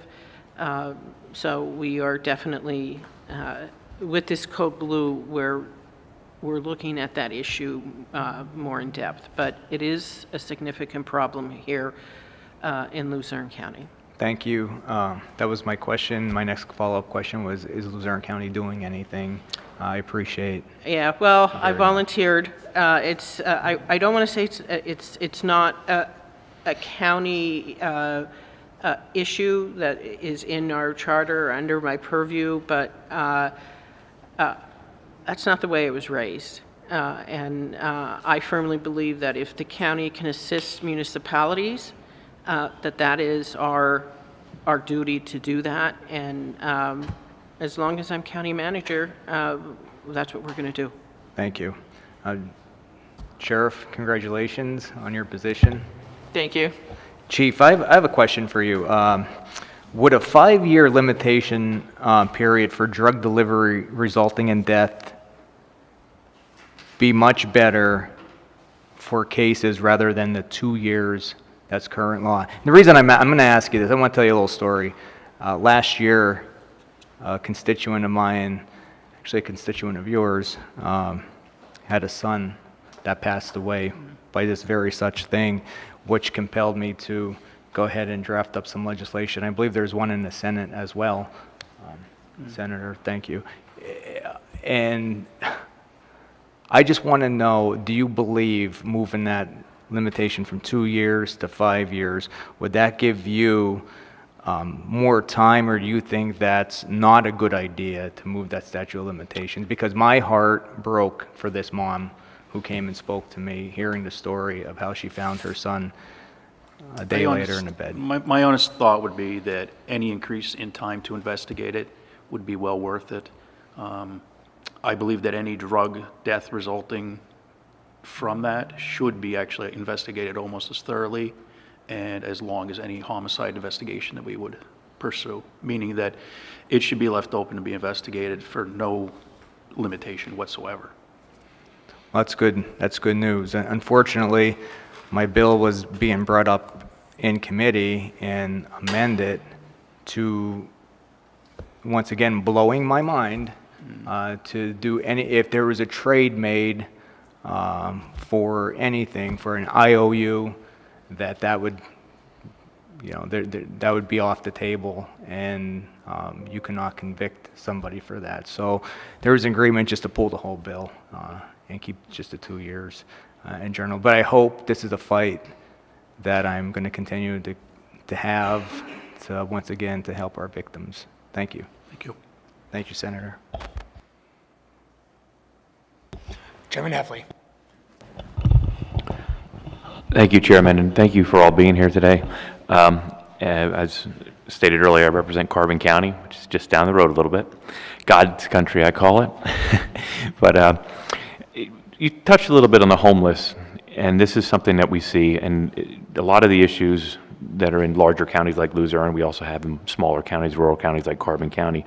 And one of the things that we're seeing with these, if you want to say tent cities or these pop-up locations, a lot of times, I think with the closure of the state hospitals, put a lot of these folks out on the street. Many of these individuals to be noted, already receive public benefits, SSI. They have access to Medicaid. They have access to treatment, mental health and addiction and substance use disorder treatment, but they're kind of refusing it. Sometimes it's an issue. They've been in prison. I know you have I toured your reentry program that you have, and I thought it was a really good program. And I'm just, as lawmakers, I mean, people come to me and they, a lot of along like the bike trails now, they seem to be popping up and they're, bothering, and they're actually harassing people that are using the trails. So I guess I'm looking for some more feedback from you and from the public. I don't know that there's a state law that we can pass, but obviously people that live in those conditions, there's a lot of overdoses, there's a lot of human trafficking, a lot of other issues that surround those encampments, sanitary issues. And when we already have homeless shelters with, room for these folks to go into, but they're just flat refusing. Is there something we need to do as a state? How do we get these folks to be more responsible? I wish I could answer all those questions. First of all, we have our longest border in Luzerne County is with Carbon County. So I look forward to doing a lot of work with Carbon County. I think we can be partners in a lot of different areas. What happens, I believe, is that there is a certain group of individuals who are homeless who do not want to go into shelters. Shelters have rules, as they should, and because individuals have a lot of these compound problems, they have drug addictions, they have mental health, they have physical challenges, and even though we do have providers that go into the encampments to try to assist them, they don't want to go into the shelters because of the rules, because they don't want their belongings to be stolen by other individuals. So it's a really complex issue. My limited understanding is that we need to catch the individuals earlier on, before they lose their homes. I mean, there were people in my life that, but for them, but for the grace of God, go I. There are also individuals who just get caught up in hard times. They lose their job, they lose their family, and they want to get better, but the challenges are too great. But that doesn't mean we have to turn our eye on the situation. I'm not sure there's, as I mentioned briefly in my statement, I'm not sure there's so much that the state can do other than maybe provide financial support, not only to the counties, but the providers that provide the services that the county residents need. Each county is different, each municipality is different. The homeless encampment that is here, we can't bring the homeless individuals from Hazleton up to Wilkes-Barre because they don't trust going up to Wilkes-Barre. Obviously, it's the same thing with Wilkes-Barre coming down to Hazleton, because we would get bus transports from them in the winter, right? We could do that. That's why we're going to work with local providers here to provide shelters when the temperatures drop. So it really is a combination. I think it's a combination of getting the providers the right services instead of having silos of mental health and drug addiction, unifying them. It's the same thing what we're experiencing in the prison. There's so many challenges. Individuals have so many challenges that it crosses over a lot of the agencies, and we need to have a better collaboration with those agencies. And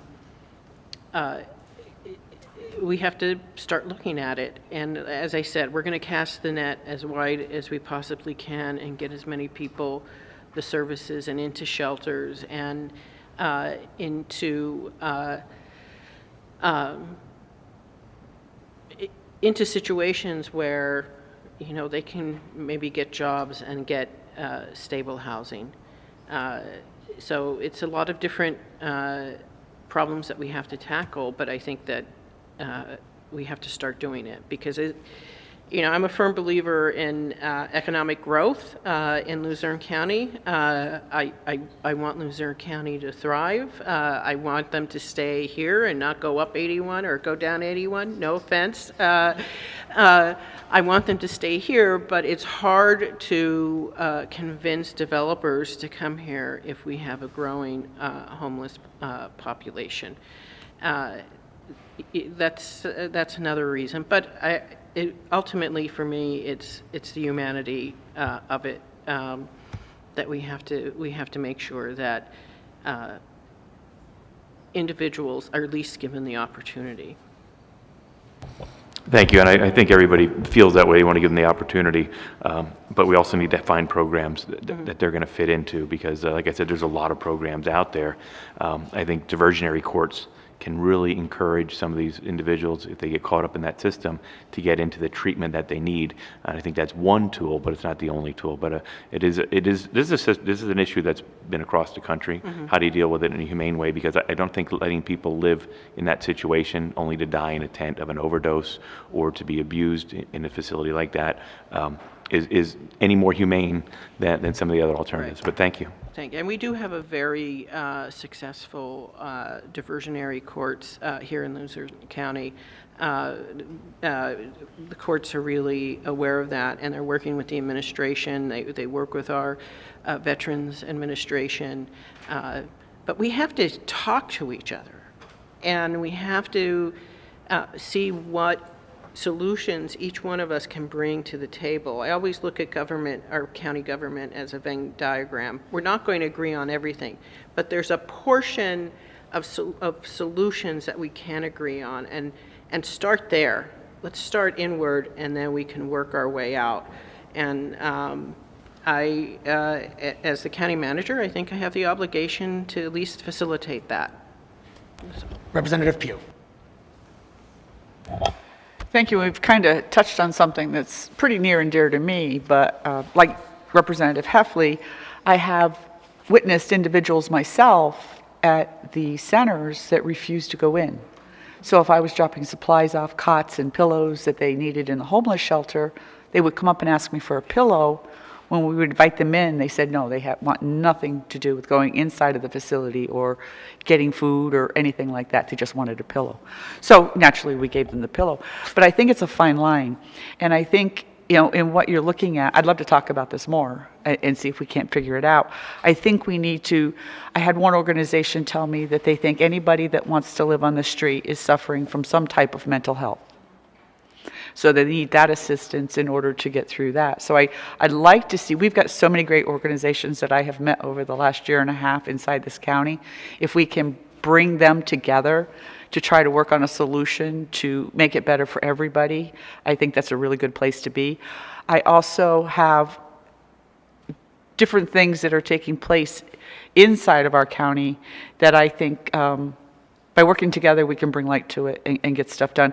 We actually were very successful in bringing the trades into speaking at an addiction center to show them that there is a path forward after they come out of the addiction center. So the hope is, I was actually out at SCI Dallas speaking to the warden, and I like to talk about this a lot because I'm very proud of it and the work that they're doing out there. They started a welding program, and the inmates would leave with a welding certificate when they got to the point of ready to leave. I asked what the reincarceration rate was on those individuals. It's 0. So they were able to come out of a state correctional facility with a welding degree and get a job and be able to sustain themselves. So I think when we're looking at solutions for the homeless here, we need to show them a path forward, that they can succeed and they can stand up. But it's also going to take some want on their part. It's also they're gonna have to want to make their lives better. So I look forward to working with my colleagues and everybody here to get that done. And congratulations, Sheriff. It's great to see. Thank you. Thank you.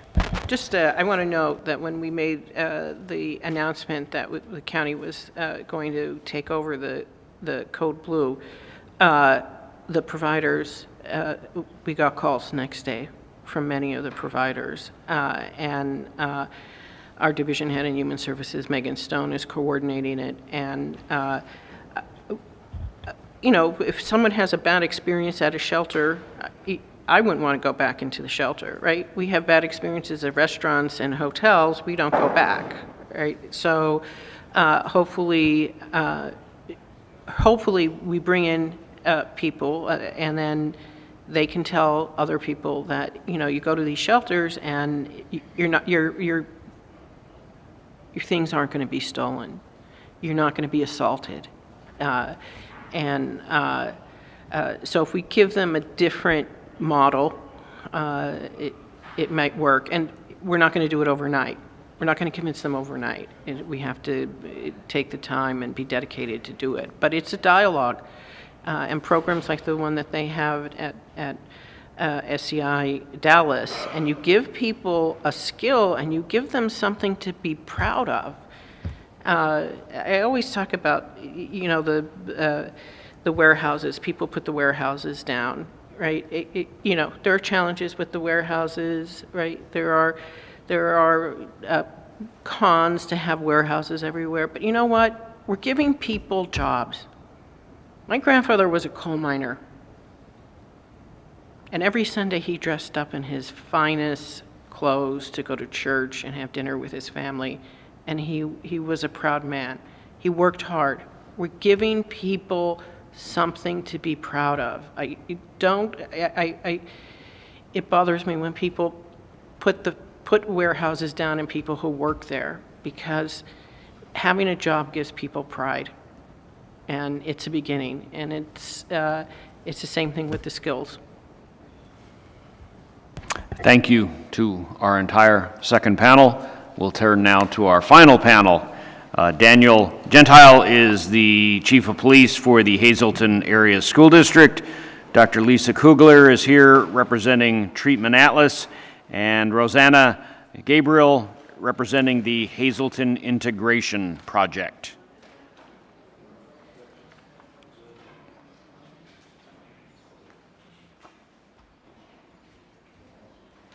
Chief, you're up first.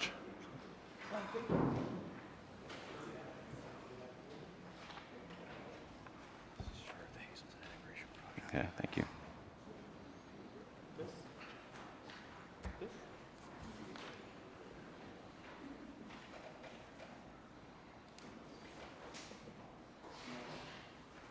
Just be sure the green button is on. Yes, sir. Good morning.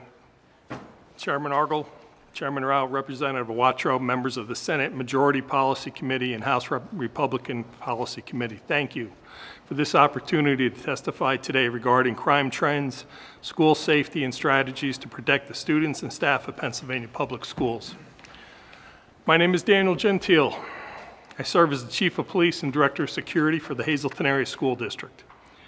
Every day, our officers and security personnel are entrusted with protecting thousands of students, educators, and visitors across multiple school buildings. When we discuss crime, we often focus on incidents after they occur. In schools, however, our greatest success comes from prevention. Every fight that does not happen, every weapon that never enters a school, and every student who receives intervention before turning to violence represents a victory for public safety. Today's challenges extend beyond school walls.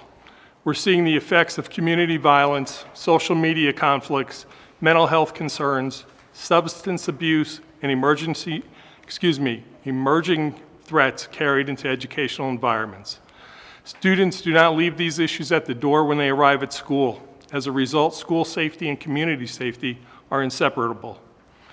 I am pleased to report that over the past 3 years, our district has experienced a significant decrease in violent incidents occurring on school property. Through a combination of proactive policing, enhanced security practices, threat assessment procedures, mental health intervention, and strong partnerships with local law enforcement, we have reduced serious assaults, fights resulting in injury, weapons-related incidents, and other violent behaviors that negatively impact the learning environment. This decline did not occur by accident. It is the result of a coordinated strategy that focuses on prevention rather than reaction. First, we have strengthened our threat assessment process. Students today often communicate concerns, grievances, and even threats through social media and electronic communications long before an act of violence occurs. By training staff members to recognize warning signs and establish clear reporting mechanisms, we're able to intervene before a situation escalates. Second, we have expanded collaboration between school personnel, law enforcement, behavioral health professionals, and families.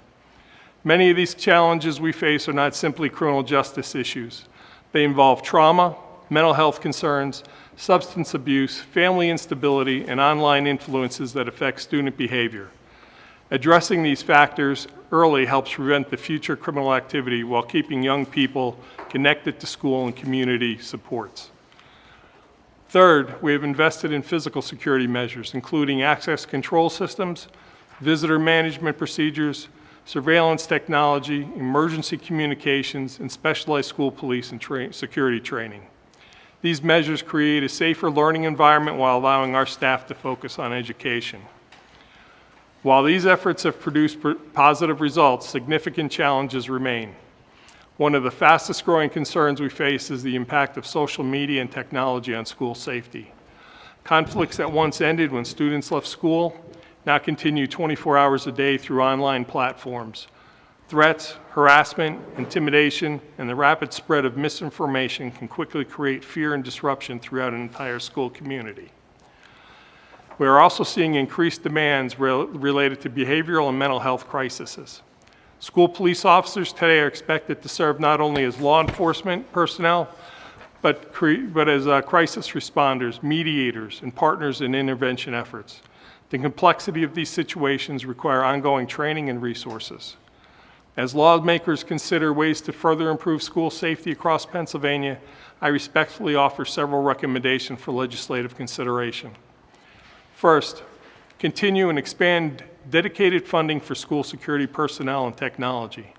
Many districts face financial constraints that it makes it difficult to maintain modern security infrastructure, conduct regular training, and employ qualified school police officers. Stable, recurring funding would allow districts to plan for long-term safety improvements rather than relying on intermittent grant opportunities. Second, increase support for school-based mental health services. The most effective crime prevention strategy is often early intervention. Additional funding for counselors, social workers, psychologists, and behavioral health programs can help identify and address issues long before they develop into disciplinary or criminal matters. Third, establish additional grant opportunities for threat assessment training and behavioral threat programs. Standardized training across Pennsylvania would help schools identify risks consistently and share best practices. Fourth, strengthen information sharing capabilities among schools, law enforcement agencies, and authorized mental health providers while maintaining appropriate privacy protection. Timely communication is often the difference between prevention and response. Fifth, provide additional resources for combating cyber threats, online harassment, and social media facilitated violence. Schools need access to training, technology, and investigative support to address conduct that increasingly originates online but impacts safety inside school buildings. Finally, I encourage continued support for school police officers programs throughout the Commonwealth. These officers serve as a critical bridge between education and public safety, building positive relationships with students while providing professional law enforcement services when needed. Members of the community, every student deserves to learn in a safe environment. Every teacher deserves to work in a secure classroom. While no security strategy can eliminate every risk, we have demonstrated that strong partnerships, Early intervention and targeted investments can reduce violence and improve outcomes for our young people. The progress we have seen over the past 3 years should encourage us. Violent incidents have declined, relationships between school and law enforcement have strengthened, and prevention efforts are producing measurable results. With continued legislative support, we can build upon that success and create even safer schools throughout Pennsylvania. Thank you for this opportunity to testify today. I look forward to answering any questions you may have. Thanks, Chief. When this committee did a series of hearings just on school safety several years ago, we learned very quickly it was a lot more complicated than just locking the doors, and you made that very clear. Dr. Kugler.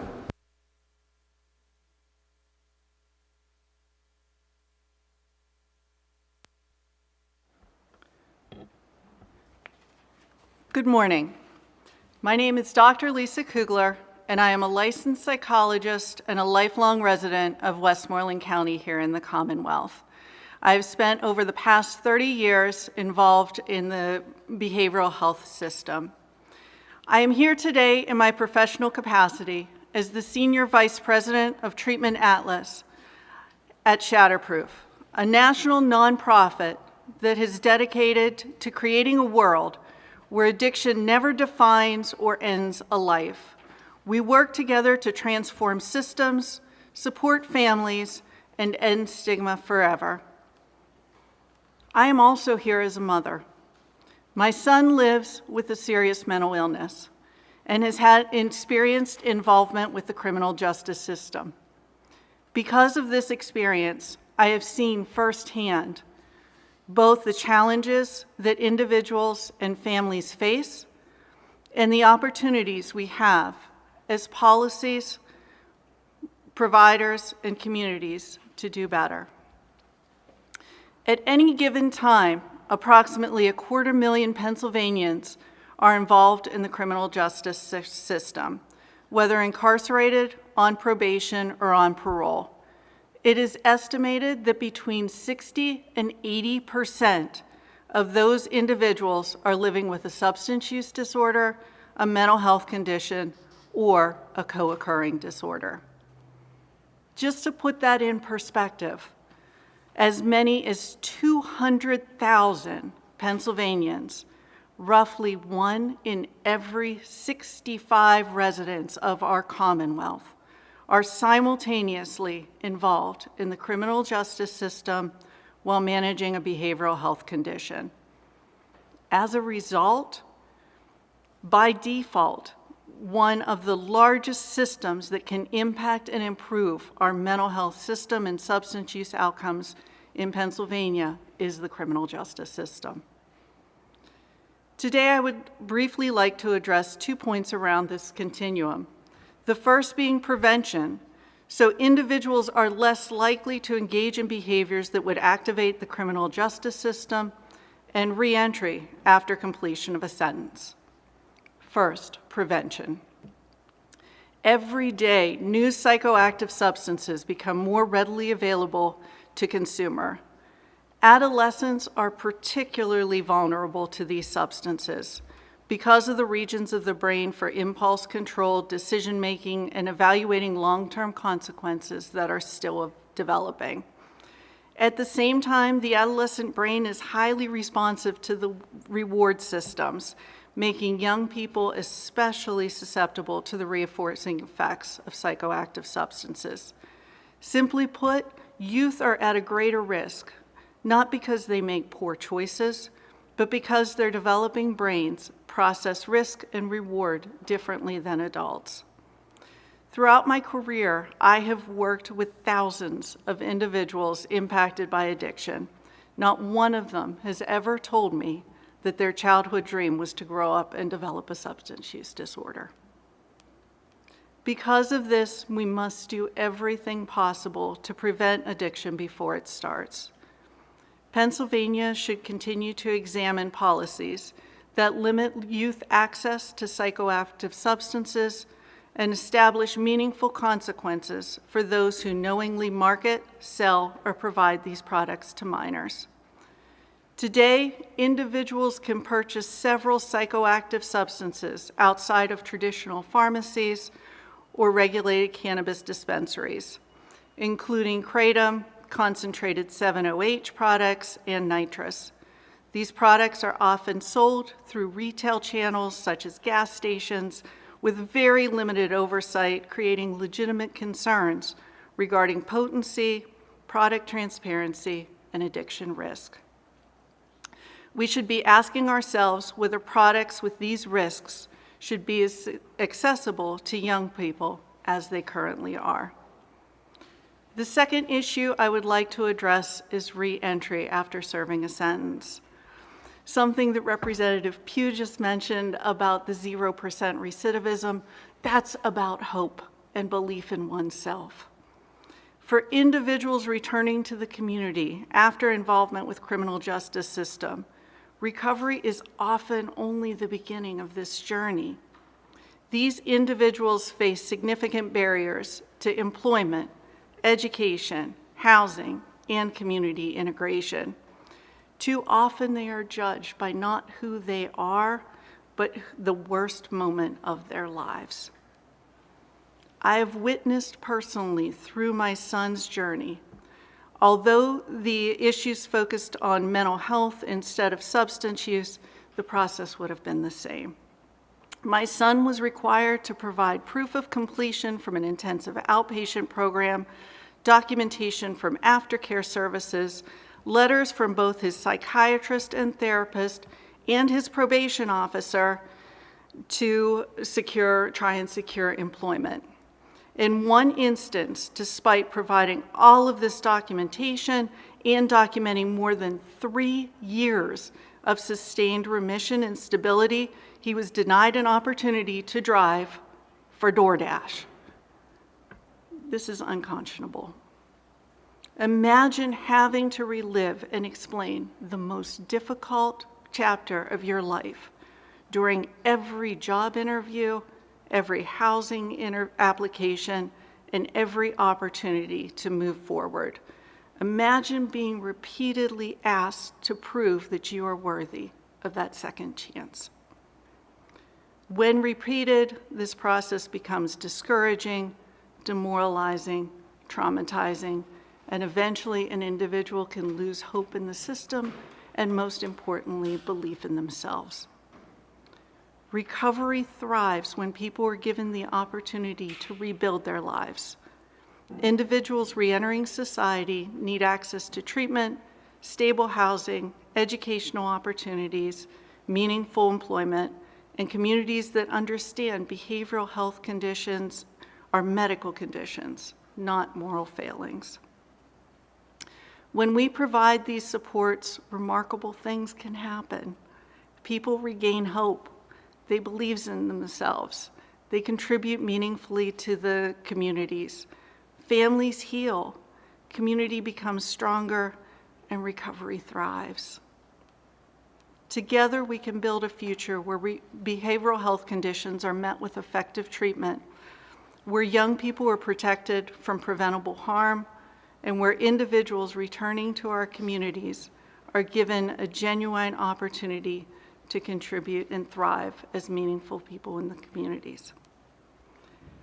I very much thank the committee for its leadership and interest in these important issues, and thank you so much for the opportunity to testify today. Thank you.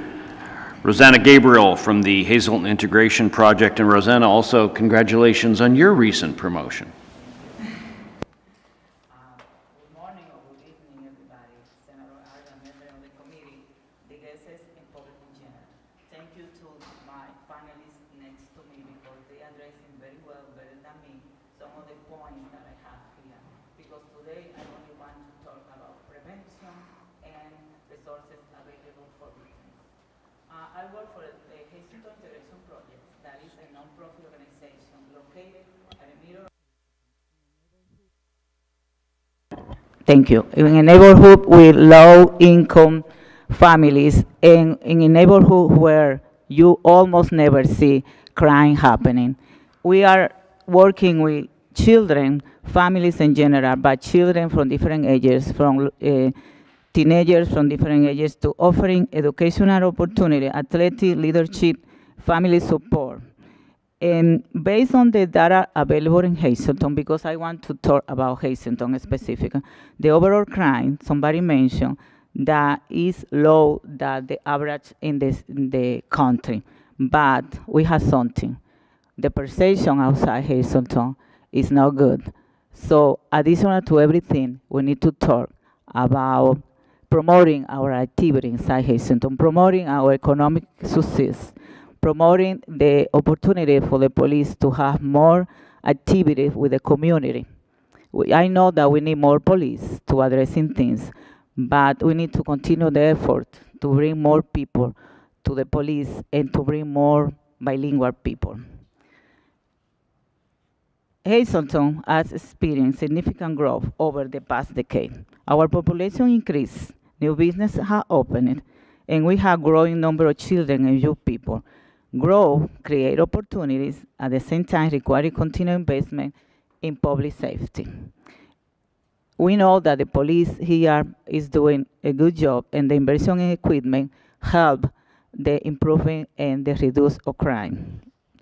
From our experience working with family every day, one of the best ways that we think to prevent crime is to invest in young people before becoming involved in risky behaviors.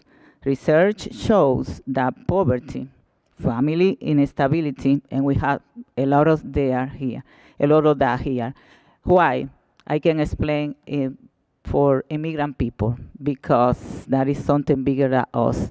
The immigrant law sometimes doesn't allow that you bring your entire family, and children need to come with grandparents or sometimes with one of the parents only. Family instability, trauma, substance abuse, school disengagement are some of the problems, but positive opportunity increase and reduce the risk of you people to make poor choice. That is why we need to continue investment in programs that prevent children to be in risk with opportunity to commit crimes. Those opportunities can be sports, mentoring, leadership development, volunteer opportunities, career exploration, and workforce readiness. This program provides young people with safe places to learn, positive role models, and hope for the future, and prevent those children to be alone at home or to be alone on the street. The community center is a good example of children that are there playing, and they only think and play basketball or volleyball, and they don't think to do something inside the community center. I think in the 14 years working there, only 2 times we needed to call the police and not for big danger. Was trespassing, and another time intent somebody from outside to go inside to have a fight with somebody. As Hazleton continues to become more diverse, we should strengthen English language too, because the school had a program, but certain ages and certain families needs more efforts. That's why we need the inversion in non-profit organizations that promote those kind of opportunity. But crime prevention, as I mentioned before, is not responsibility only for law enforcement. It requires partnerships among schools, non-profit organizations, healthcare providers, businesses, faith community, local governments, and others. We believe that we should continue invest in prevention programs that keep youth engaged, build trust so veterans feel comfortable reporting crimes and seeking help, expand recreational opportunity and safe community spaces, increase substance and prevention and education program prevention, support first-time no-violence youth offenders through counseling, mentoring, community services, accountability program, and help them learn from their mistakes and reduce future offending. As we discuss resources for veterans, we also like to mention an important challenge here. We are fortunate to have excellent veteran service organization in NIPA, but Hazleton is different because our people need to go to other cities in order to have services. One example is, for example, the local hospital had a program, violence prevention. When they have domestic violence and the woman need a shelter, maybe the shelter here is full. When the woman need a shelter for the family, we don't have that. When the woman need services, they need to go to Whitesburg for domestic violence or other services. But what happened with transportation? We had a lot of people without their own transportation here in Hazleton. I encourage to continue exploring ways to expand local assets for veteran services, strengthen bilingual support, and improve transportation options so that no veteran is unable to receive the services because lack of one of those services, that lack of language or lack of transportation. At the same time, I encourage to continue improving the panel for youth people. We had a panel here that depends on the Lucerne County District Attorney Office, but for my knowledge, the only bilingual person is only one. When that person is not present, the family doesn't have the opportunity to receive translation in this panel. Additional to that, we need to send more first offender youth people to that panel instead of sending in front of the judge. When you send a youth people in front of the judge immediately, that the reaction can be different. You can react, I'm gonna be a bad person now because maybe sometimes the crime that or the mistake that youth people committed is because the lack of knowledge or because the lack of the language.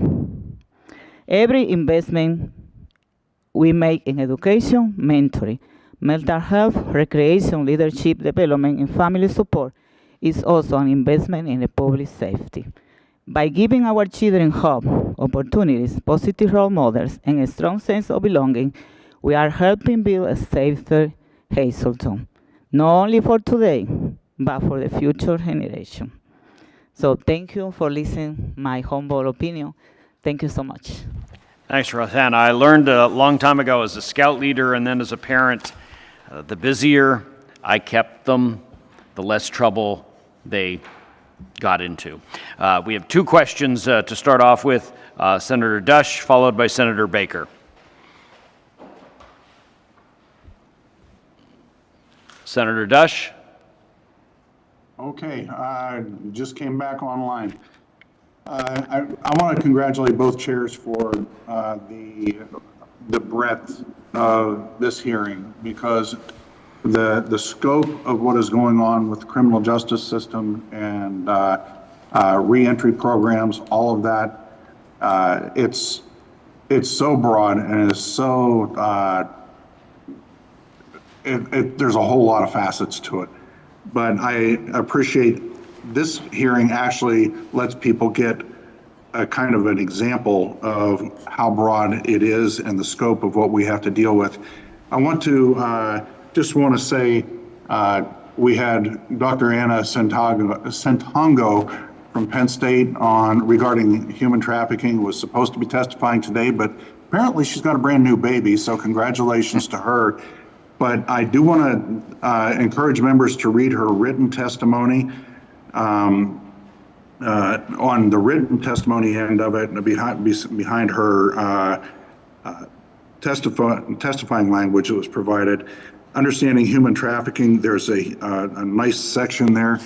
But I want people to understand something. Just like the rest of what we've discussed today, that is a very broad situation. And from the education aspect of what we need to be doing for doctors, teachers, law enforcement, judges, parents, that all need to hear from the survivors. You can't unhear these stories once you've heard them, but any of us who are in responsible positions, we need to hear them. And I'll give you one example. I was sitting down at the Stop Juvenile Sex Trafficking Conference, 1,100 people that are working in this space down in DC a couple of years ago, and I had 5 survivors with me from Pennsylvania. And a piece of legislation, an amendment was done to a bill in Congress that would require immediate notification of law enforcement from the sex trafficking hotline.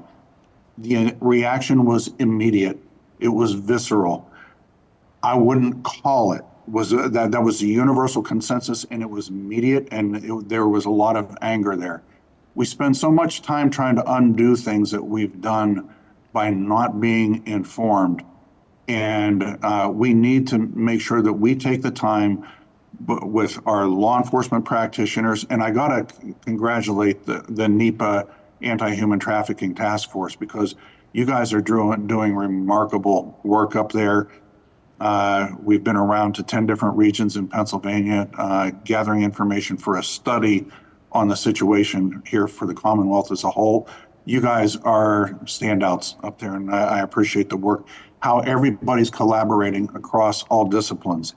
And of course, there's always room for improvement everywhere, but I just wanted to thank all of you.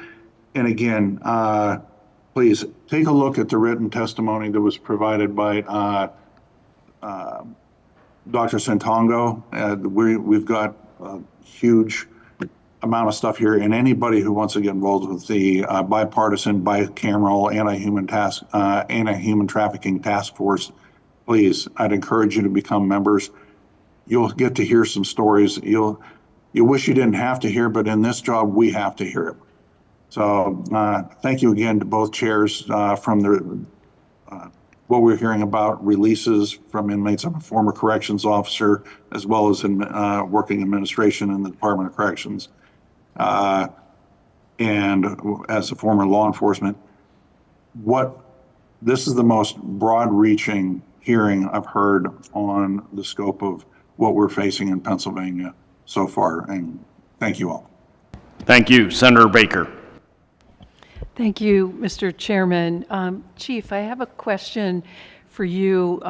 The General Assembly has been working diligently to update our laws and regulations related to deep fakes, digital impersonations.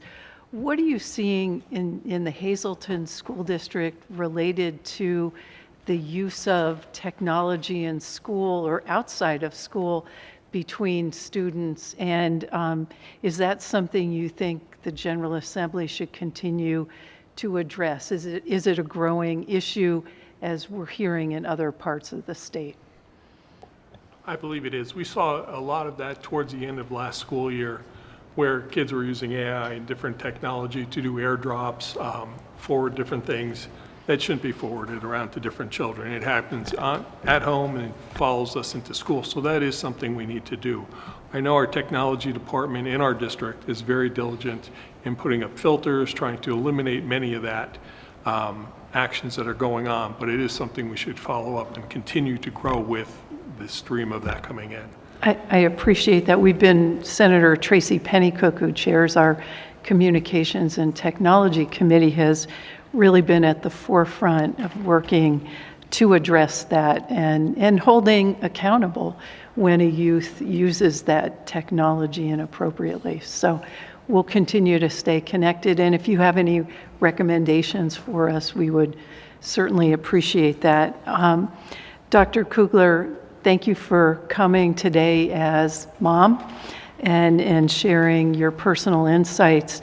We have, as chair of the Judiciary Committee over the last many years, have been working to streamline justice reinvestment, for putting resources in to help with reintegration, looking at clean slate, giving people a second chance, probation review conferences, which are part of the process to help if we don't have to concentrate keeping people on probation any longer than they need to. They now have the ability to do that. So I appreciate your perspective. It is true that our Department of Corrections is one of the largest mental health funders, and if you look at the bottom line in corrections, that's a key piece of it. But whatever we can do to help people as they reintegrate back, they're going to become our neighbors, they're going to be part of our community, and your perspective, I just greatly appreciated you coming today as mom. Thank you. Thank you. Representative Watro. Thank you, Chairman. Two statements I have.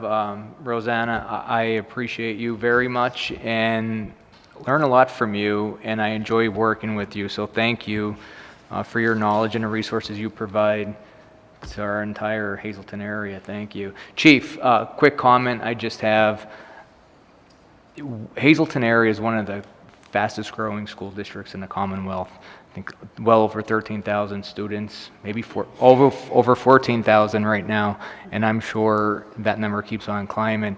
One thing I gotta say, and I'm very sincere when I say this, my daughter just graduated in June of this past year, and there's not one day that I ever feared for her safety in that high school. So thank you very much for keeping our students and our staff and faculty safe. Thank you.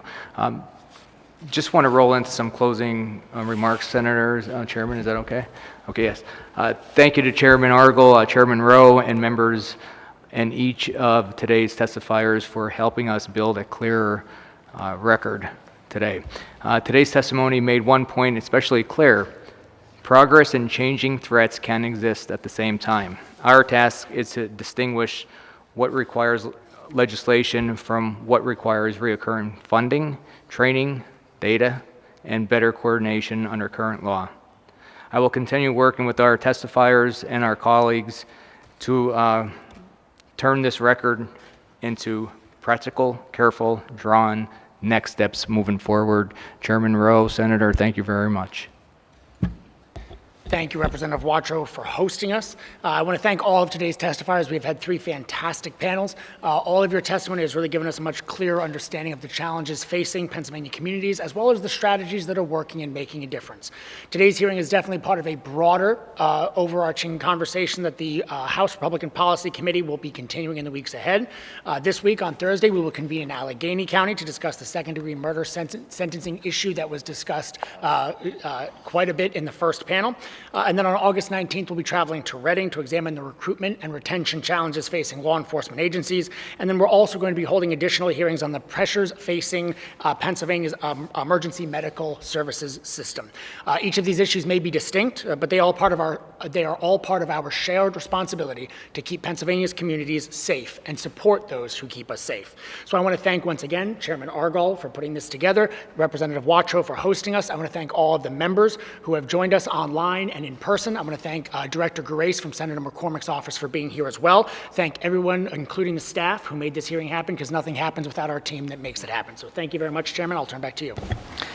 Thank you. We're a half hour late, which in Harrisburg time is known as ahead of schedule, okay? So thanks to all who participated. To Chairman Rowe, thank you for working with us as a partner. Dane, thank you. We literally would not have been here in Hazleton without you, Representative Watrow. To all of our testifiers, I should note we appreciate it. The Senate's part of this committee will reconvene on Friday in Shenandoah to look at rising electric costs. With that, Chairman Rowe, want to adjourn this together, see how we do this? Bam, we're done.